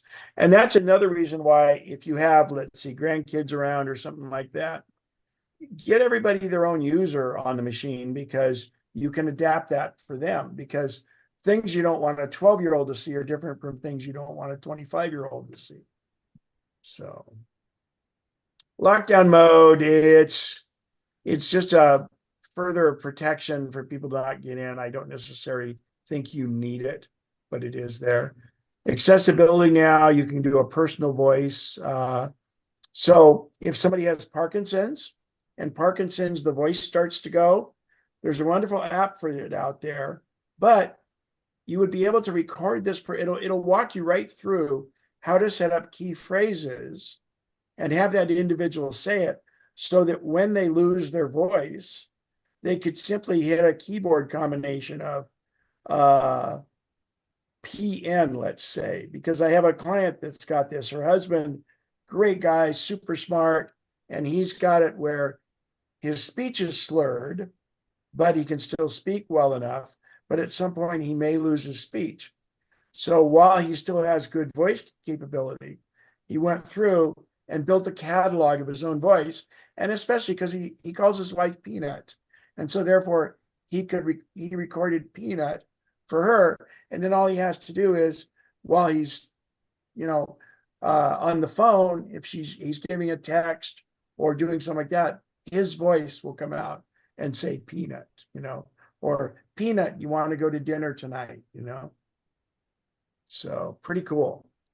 Screen sharing, that's a neat one if you're in a household or in a family group where what you're watching on your phone can share with someone else. And it's really neat. You have to be in the same house, and because it doesn't travel long ways, but also there's some digital rights management stuff. Reminders has gotten easier because it already does, it automatically does grocery lists. And with grocery lists, it'll automatically sort them. So if you put in cucumbers, if you put in apples, you put oranges, and you put in onions, it will store them in vegetables and fruit. So it's really neat. And it gives you that option. Do you want us to automatically sort that for you? Don't have to, but you can. And this is really good, especially like me for traveling. Google used to have a thing where mail would procure for Gmail. They would go through all your emails and let you know of upcoming itineraries. But this one is where they will, it looks through the email and says, oh, you've got this travel date coming up. Are all your arrangements made? And they show you what you made and things like that. And that's brand new. People album has gotten much better in photos. It was real good before, and it keeps that stuff all on site. It's all on the device. Visual lookup, really, really neat. Now, if you take a photo of a capybara, let's say, the big rat. If you take a picture of that and you look under the eye in your photos, it'll tell you where the location was and everything else, but it'll say, do you want me to look up what that is? Or it'll say, oh, it's a capybara. And you tap on it and it goes over the internet and finds out what it was. I used it in Japan, really good way to see different flowers. So home is keeping the history now of locks and things like that. If it's an AirPod, or I'm sorry, a HomePod compatible lock, a HomePad compatible app. There we go. AirPods, you can more seamlessly go between devices. Music, if someone develops a list that they like, a playlist, they can send you the playlist. And yeah, you can probably play it for a little bit, but you don't own the music then. But you're able to share back and forth, and you can even collaborate on it. Dictation is better too, because now dictation stays on, and you can, you have a name coming up that that dictation's going to mess up. You can just start typing it. It'll fill it in where you are and then continue going. And I don't recommend this yet, instead of saying the word hey and the word Siri, you now can just say the word Siri and it will pop up and answer your questions. I don't know that you want that to happen. So those are a few of the macOS Sonoma enhancements. And here are all the rest. A lot of stuff. Lucky for you guys, it's late enough. And we've got the raffle coming up.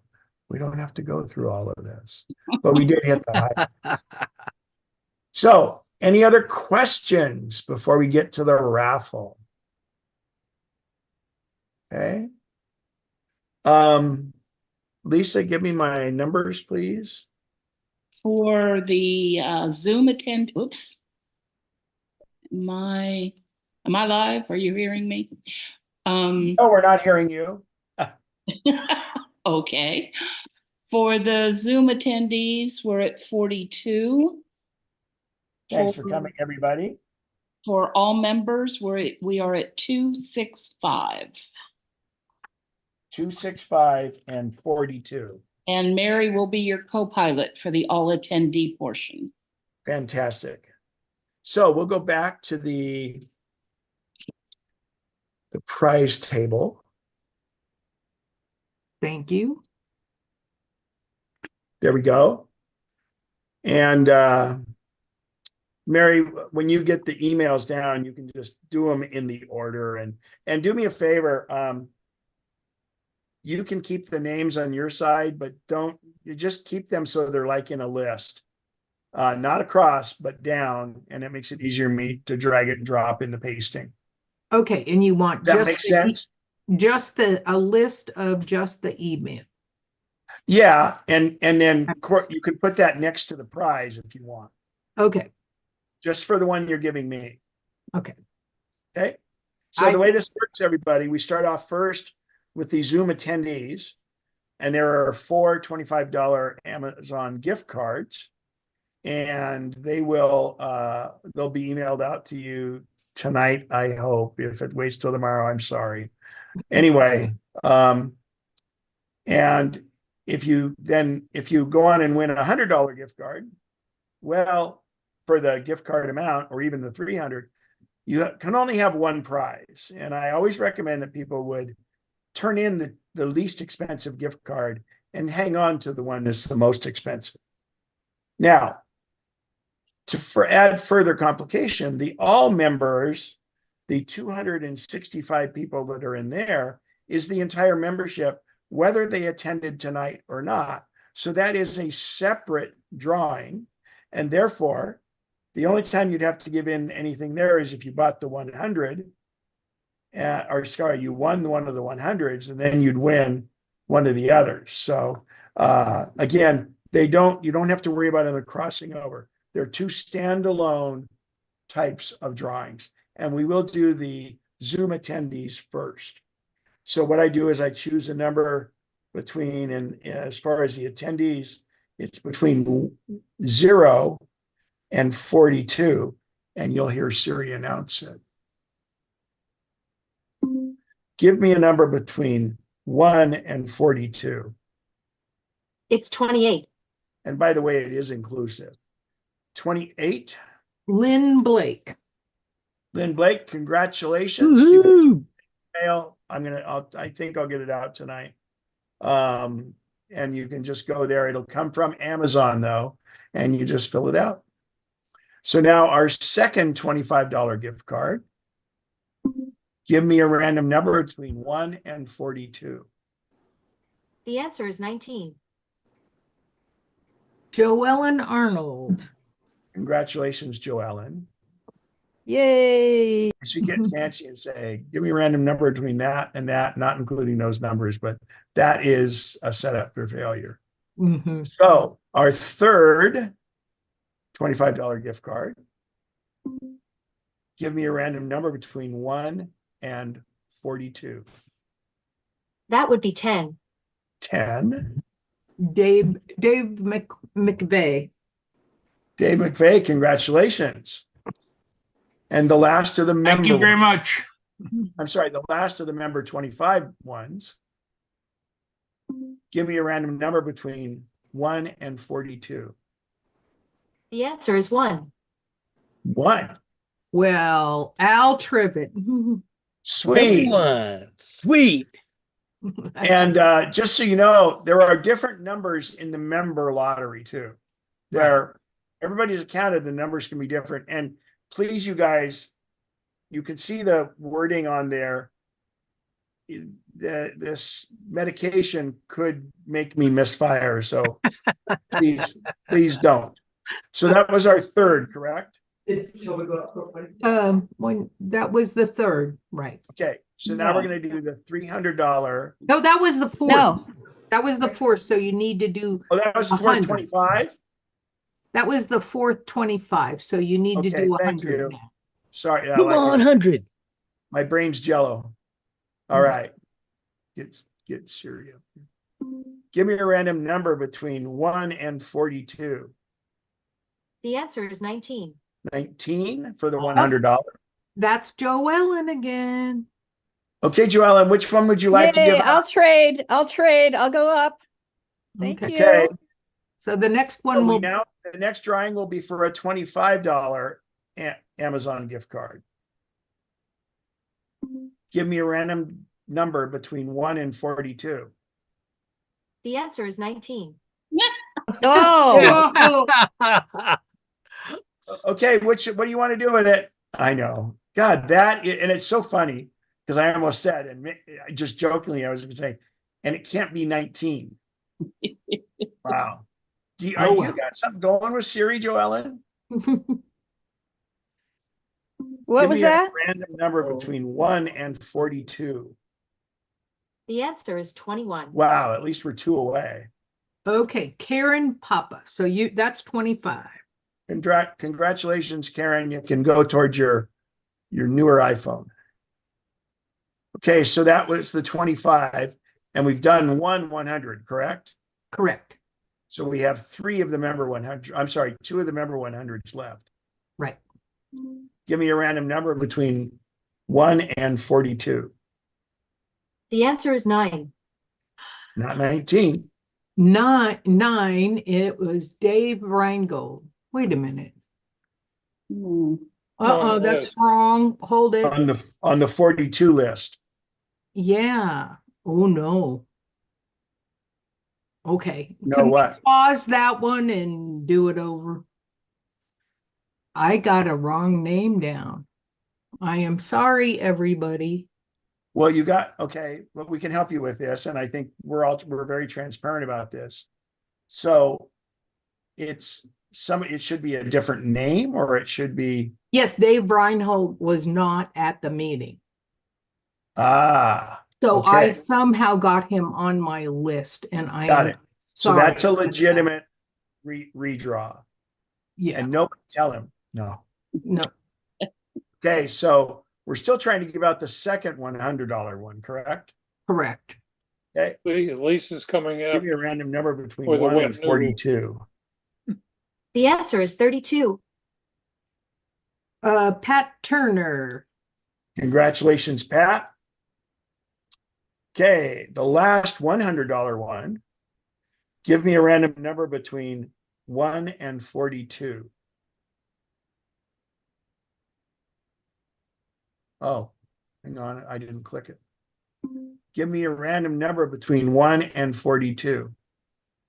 The answer is 27. 27. Louise Brown. Congratulations, Louise. I wish I could speak. So now we're going to the in attendance $300 Amazon gift card. Give me a random number between 1 and 42. It's 21. Oh, that's Karen Papa. So Karen, do you want to trade in your old card for a new one? Absolutely. What a surprise. Oh Good my deal. gosh. So now we're Congrats. getting, yours was a 25, wasn't it? It was. Oh my gosh. Well, there's only 42 here, but man, that's. Yeah. Man. Oh, I What do hope you- that's an omen for the year to come. There you go. I mean, Buy a lotto in general, not just for ticket. this, but just Yeah. thank you. Thank you. Okay, so we're now choosing for a 25, was it? Right. Correct. Give me a random number between 1 and 42. The answer is 13. That's Elaine Hebert. Congratulations, Elaine. Oh my goodness. Wow. Thank you. That was like pulling teeth. Whoa. So now we're going to go to there's 265 members, and we'll go in from low to high again. So give me a random number between 1 and 265. The answer is 128. 128. 28. 128 is Carolyn Pyle. Congratulations, Carol. Okay, so another $100 gift card. Give me a random number between 1 and 265. It's 108. 108. 108. Marjorie Wade.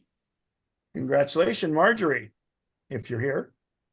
And the last one is a $300 member gift card. And again, it's through 1 to 265. Give me a random number between 1 and 265. The answer is 47. 47. 47. Scrolling. Dorothy Few. Congratulations, Dorothy. Okay. Well, good job, everybody. Thanks for all the help. Thanks for toughing it out there, Ken. Well, I'm Thanks, actually Ken. feeling a little better, so I'm glad I took the break and took some of Yeah. the medication, which I hate doing, but man, I feel good. Muddle Well, through I it. feel better. Yep, get better. Get better. I will. Thank you so R&R. much. Did we do a 300 for the present people? Yes. Yeah, Oh, good. Okay. and it wasn't you this time. You got it a few times ago. Who was it? Who was it? Karen Papa. That's right. Because she had to turn in one of the other ones she read. Man. One, and then That was a tough choice, let me tell you. well, yeah, Karen, you're making us feel really sorry for you. I know. And we don't give you a long time to choose either, so there's a lot of pressure. I couldn't Yeah. get my mic off of mute. Oh, that's what we should do. We should have a little quick countdown, and if you can't make it, because then it'd be really hard to find. Start that next time, though. Okay. Yeah, it's like, oh no! I'm doing all the signs on the thing. Well, everybody, have a happy New Year and Be safe.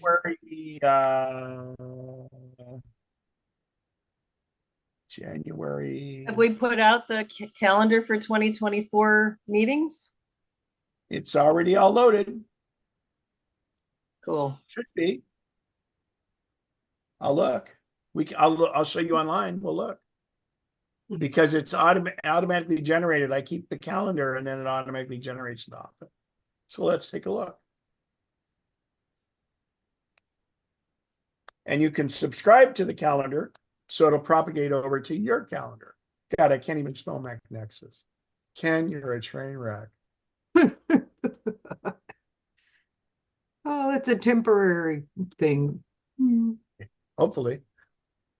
You just need your own bed and a good shot of premium whiskey. You did comment. Yeah, baby.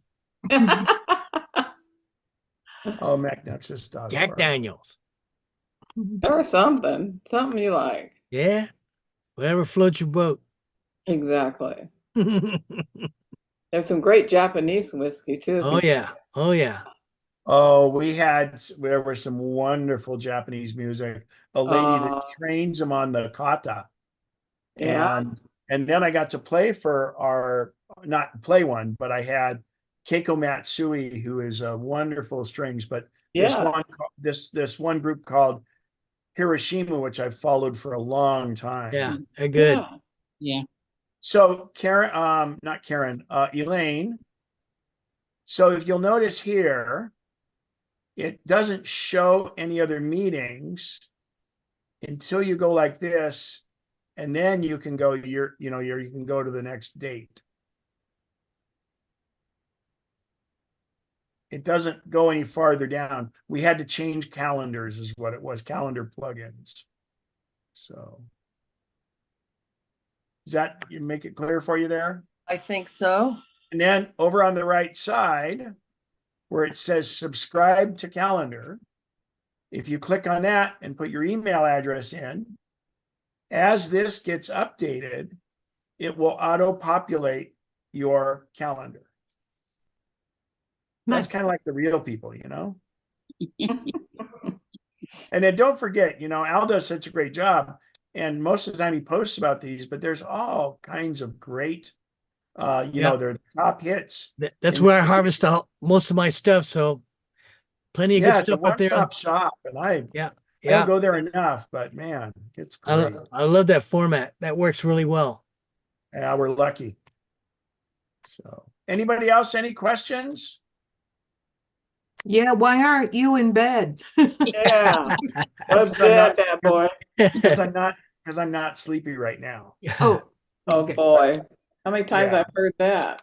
Well, I'm very lucky. I only require 4 to 5 hours, but I mean more is okay. But I actually, if I get too much sleep, I get more tired. Well, you need to be quiet for a change and rest your voice.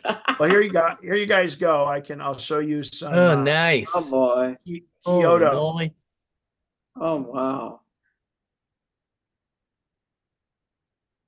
But actually, let's go to beautiful. Is that Roy's house?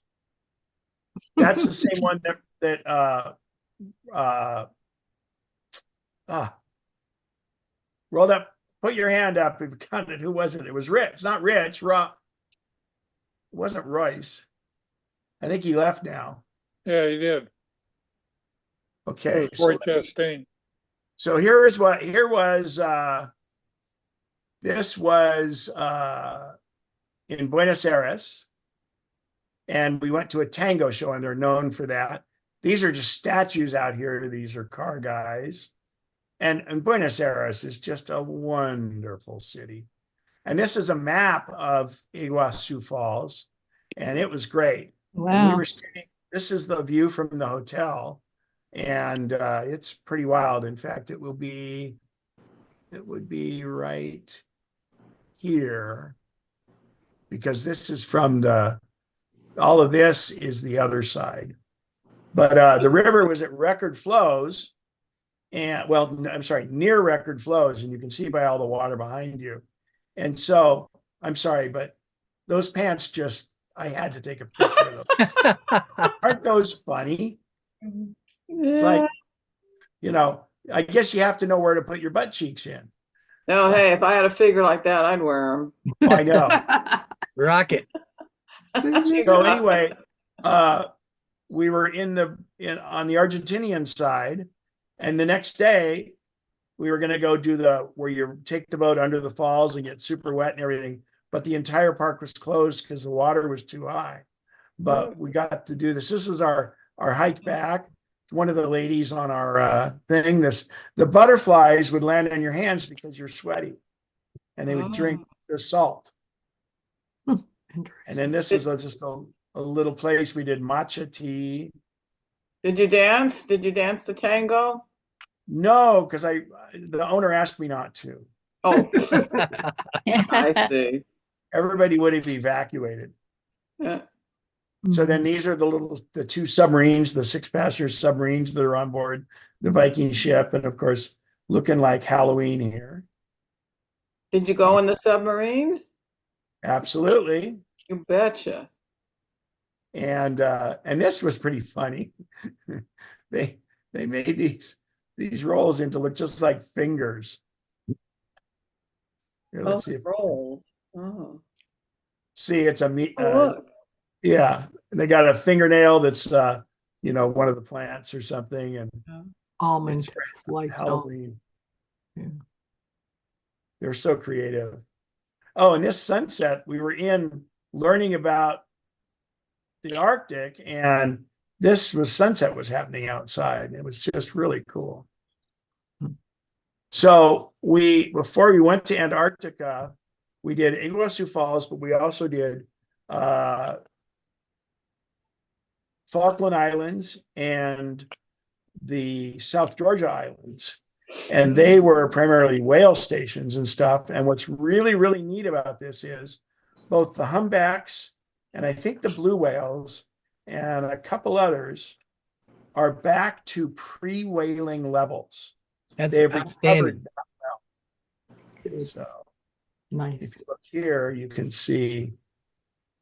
So where my cursor is, this is the Falkland Islands. And the whole deal was that it's really Argentinian, but you know, they claimed it, the British claimed it years ago when they pretty much owned the ocean. And then South Georgia and the South Sandwich Islands are really, really cool. And because there's tons of wildlife, we're down, and I mean wildlife on shore, because down here there's wildlife on shore, but not as much because it's so much colder. So if you ever get a chance, you're going to do Antarctica, I highly, highly recommend. That's a great graphic. Yeah, it really is. And that's the different, so that they have one way and the other way with the way the passages go. And of course, this is Drake Passage, which is notorious. So for us, we went this way, and then we came back from South Georgia, and then we came into South Shetland this way. So we only have to cross Drake's Passage one time. Good. So, and the other funny thing is, you look at New Zealand down here. Well, I took a banner that says Antarctica, and it's got a little checkbox on it. It says, made it. Because most people get, this is my 7th continent banner. Well, I haven't been to the 6th continent, is Australia and New Zealand. But soon to be, an 8th continent will be New Zealand, because it didn't start tied to Australia. It came out from a different place. And so you'll probably end up hearing about it for 8 continents. Let's see, so, and this is just a great landing. You go up, and then when we get up to the tops here, you hike quite a ways. And then this is a bunch of seagull and birds and stuff, and intermixed with them are what's called rock hopper penguins. And I don't think they're rock hopper penguins. They are rock star penguins, punk rock penguins, rather. That looks like Rod Stewart to me. So anyway, that was, and you're right next to them. You're not supposed to be, well, you're not supposed to be closer than 15 feet, but they keep getting in your way. So then this bird, I'm coming back and I'm hiking along, and this bird just keeps looking down and following me. And so stopped, took some pictures. He wasn't annoying me by any means, but my friend that I was traveling with took some pictures of it. There's the boat offshore. We weren't able to make one of the landings in South Georgia because the wind was too high. And this is a little, basically it's been a whaling hut forever. And it's just neat stuff. How are the accommodations on the ship? Oh, absolutely glorious. So Viking has 3 types of ships. They have the ocean cruiser, which is 950 people maximum, unlike the 6,000 passenger ones. Yeah. They have river cruises, which I went on a little while before this. And then they have the expeditions. And the expedition ships do the Great Lakes, and they're getting ready to do Greenland, and they do Antarctica. And there are 375 people, because the rule in Antarctica is no single vessel can have more than 100 people on shore at any one time. Oh. So if you go on one of the big cruise boats, yeah, you get the wave when you go by. They never stop. They can't stop. Oh. So this is the 6-passenger submarine right here. And this is one of my favorite shots. I was getting back we were on shore and getting back on the boat, and just really cool. That's great, man. No balconies? I'm sorry? No balconies on the ship? Well, they call them, what they do is they call them a Nordic balcony, and it's the smartest way in the world to do it. And I'll show you with this picture. The windows open up, huh? Well, the top window drops down. Down, yeah. And that's nice because if you go out on the balcony, it's the most uncomfortable furniture in the world. And you're always blocked by the cabin next to you for what you can see. So they just say, well, let's just do it here. And you're still blocked by the one they can't see, but you've got your own privacy. And if it's cold, you can do that. So it's really smart. Quite a few ships have done that. And these are king penguins. And this is called Fortuna Bay. And these guys. So these are all shots you took with your Sony?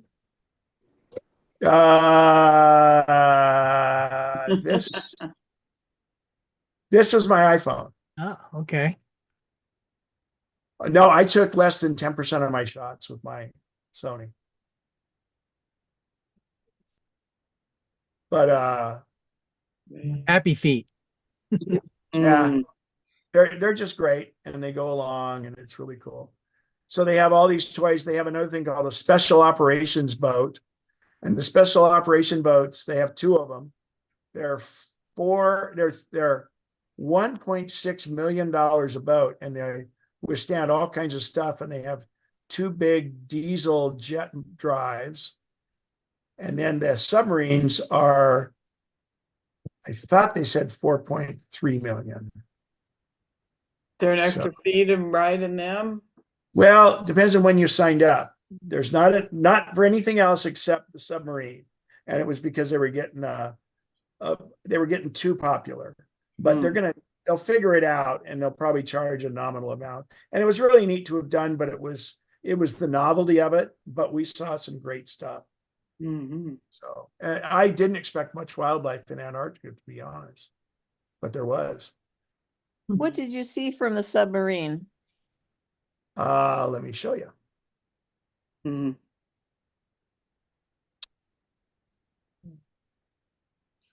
Oh, sea stars. Oh, wow. Wow. Now, normally you put a red filter on your camera, so it'll show red, but I'm shooting through the glass. And actually, it didn't drown out all the red because there was artificial light from the submarine. But you can see here, there's a bunch of sand dollars. There's a sponge. So how deep does it go? Up to 1,000 feet, and they did that before us. But if you're a diver, you know how it is. Everybody, well, how deep did you go? Well, the best things to see are between 30 and 50 feet usually. But it's a testosterone thing.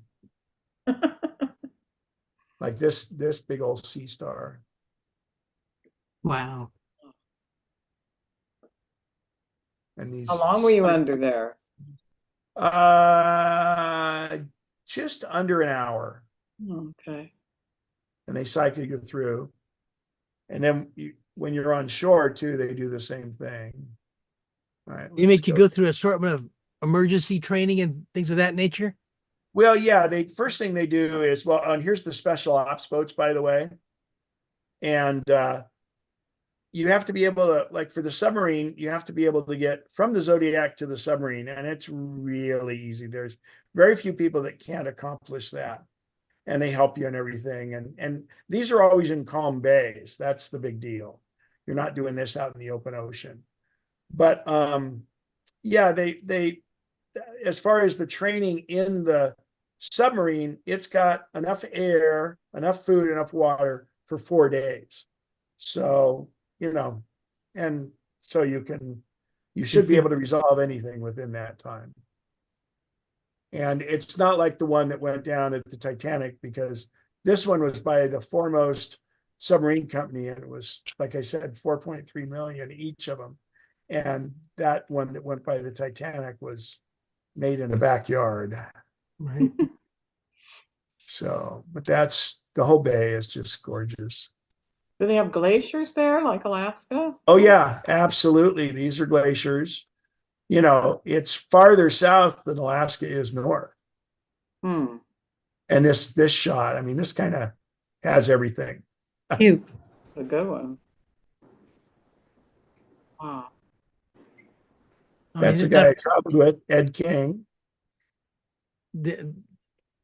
Every corner you move, I'm sure there's a picture you can take. Yeah. Something of interest. And these king penguins are just gorgeous. I love the chest and the. Were you able to touch them? No.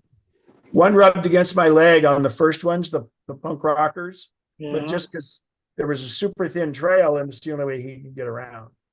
But no, and because the problem down there is they have the avian flu, and it will decimate 40 to 60% of the bird population in most countries, but especially South America, South Africa, and South Georgia and Antarctica.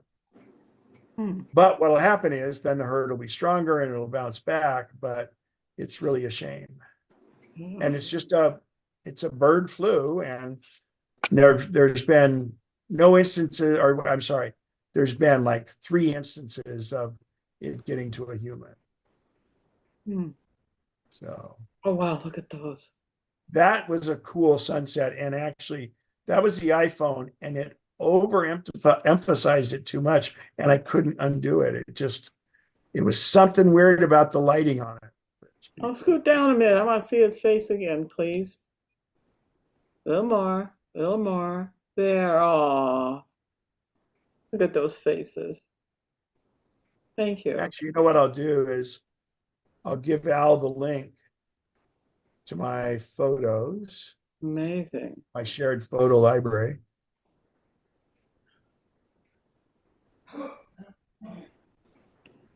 Just really awesome. And we were the first cruise of the year, and it's the first time Viking had done the South Georgia and the other. And now we're going into Drygalski Fjord. Drygalski. And these are the boots they provide. Turn down. There's that scene again.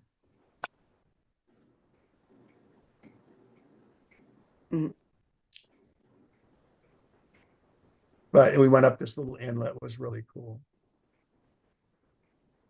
And it's so calm. And we had some weather over there too. I mean, one day we were one of the early ones, and we went up. You crawl out of the front of the boat and hike up to where the penguins were. And as we're hiking back, they keep moving where we're going to, because the cove kept freezing over, and we had to hike an extra, probably not quite a half mile. I mean, it was fine, but it was just because of what it was.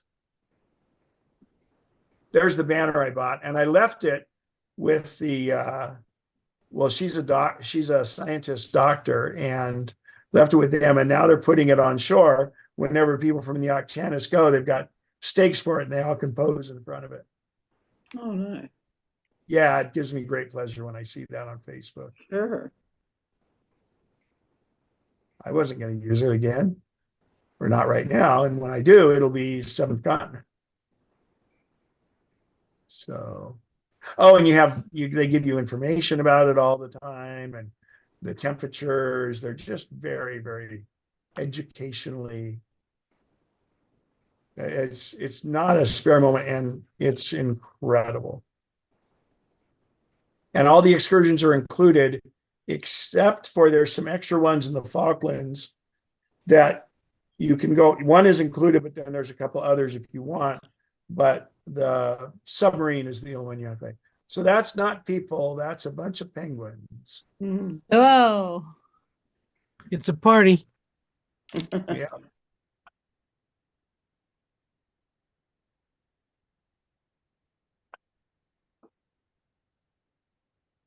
And these are, oh gosh, these are Gen 2s, I think. And they only nest on rock. They don't rest on snow. They don't,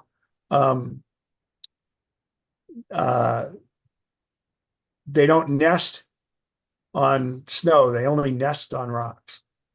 And this is a little shack, which we couldn't go to because, let me see if it is.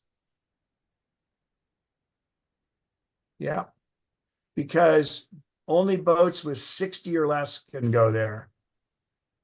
And we brought them a bunch of provisions, but they still wouldn't let us. And it's the laws. So that's the boat. And this is the big, there's a hatch like this on each side, and all the toys, the 17 Zodiacs, the 14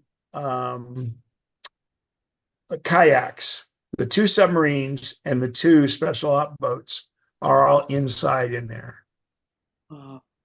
Just great. Any questions, anybody? Sun coming through there. I haven't worked on these pictures at all. There's so many great ones in there. You know, I think you've chronicled your adventures really well. Yeah. Someday when you're all gimped up and you can hardly move around. Yeah, gimped up like last night. Yeah, it's only Check out downhill this from there through now, buddy. the ship through this little porthole here. Ken, I had seen a similar cruise, a couple of YouTubers did it, and they were showing, and it was with Viking, and they were showing every time they got into the Zodiac to go to shore, they had to step in a container of solution. Yes. And then onto the Zodiac to protect, so you weren't bringing anything from the ship to the correct shore or something.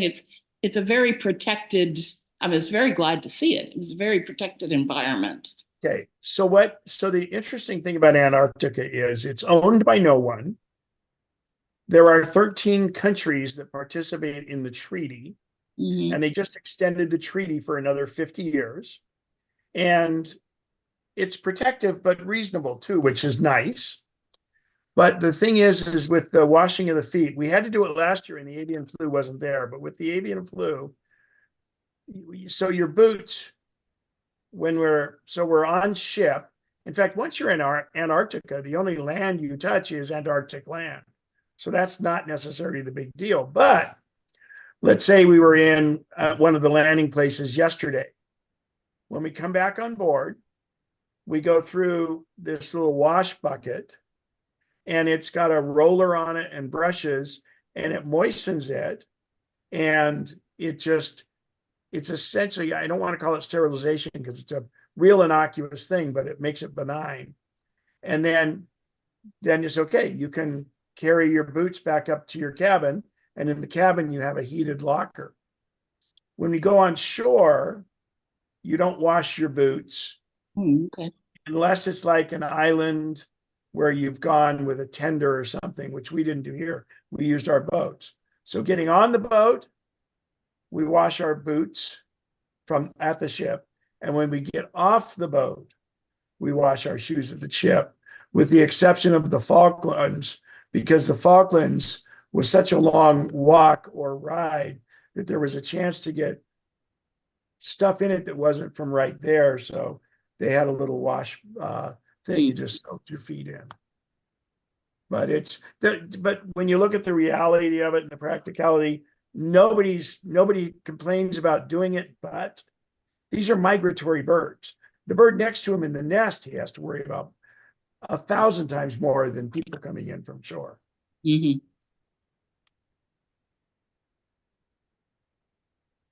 Yeah, like I said, I haven't gone through these. Oh, this was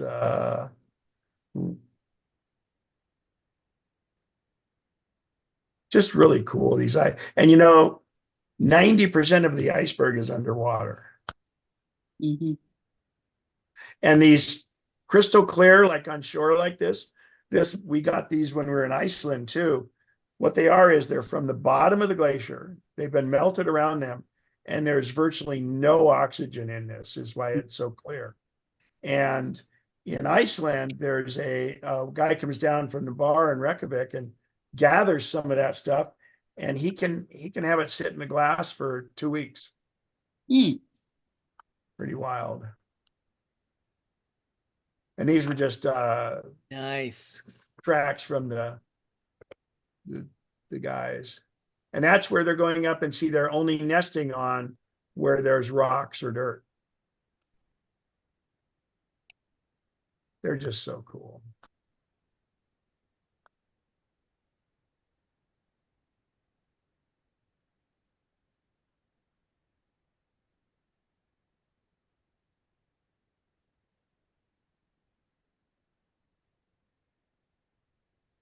All right. Well, I'm gonna meander. Oh, you know what? Let me see. We might have some orcas.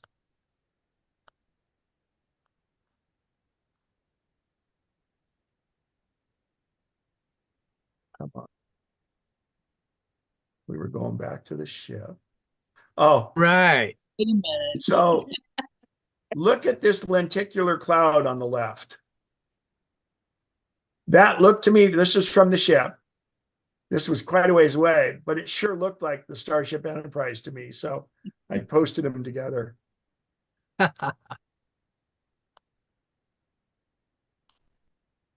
There's the orcas. So we've got a pod of orcas.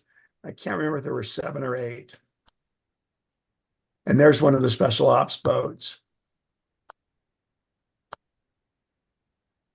That's a Weddell seal, just lounging. And look at that colony behind there. Mhm. Wow.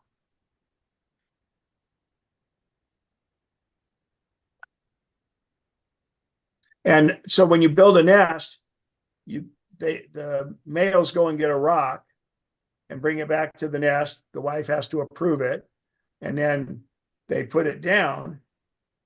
And then penguins have been known to go steal other nest rocks and bring it to theirs. So, you try not to get caught, but pretty funny. Yeah, I haven't done any lighting on any of these photos. Oh, there was the lenticular cloud with the Starship Enterprise. It almost looks like a Macy Day float on the right.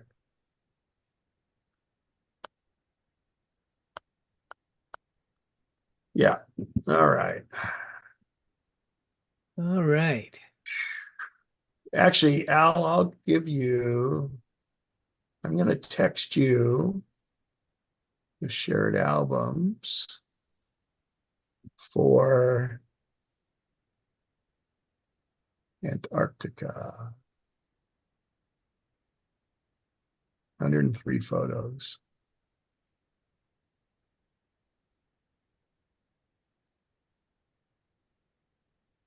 Public website.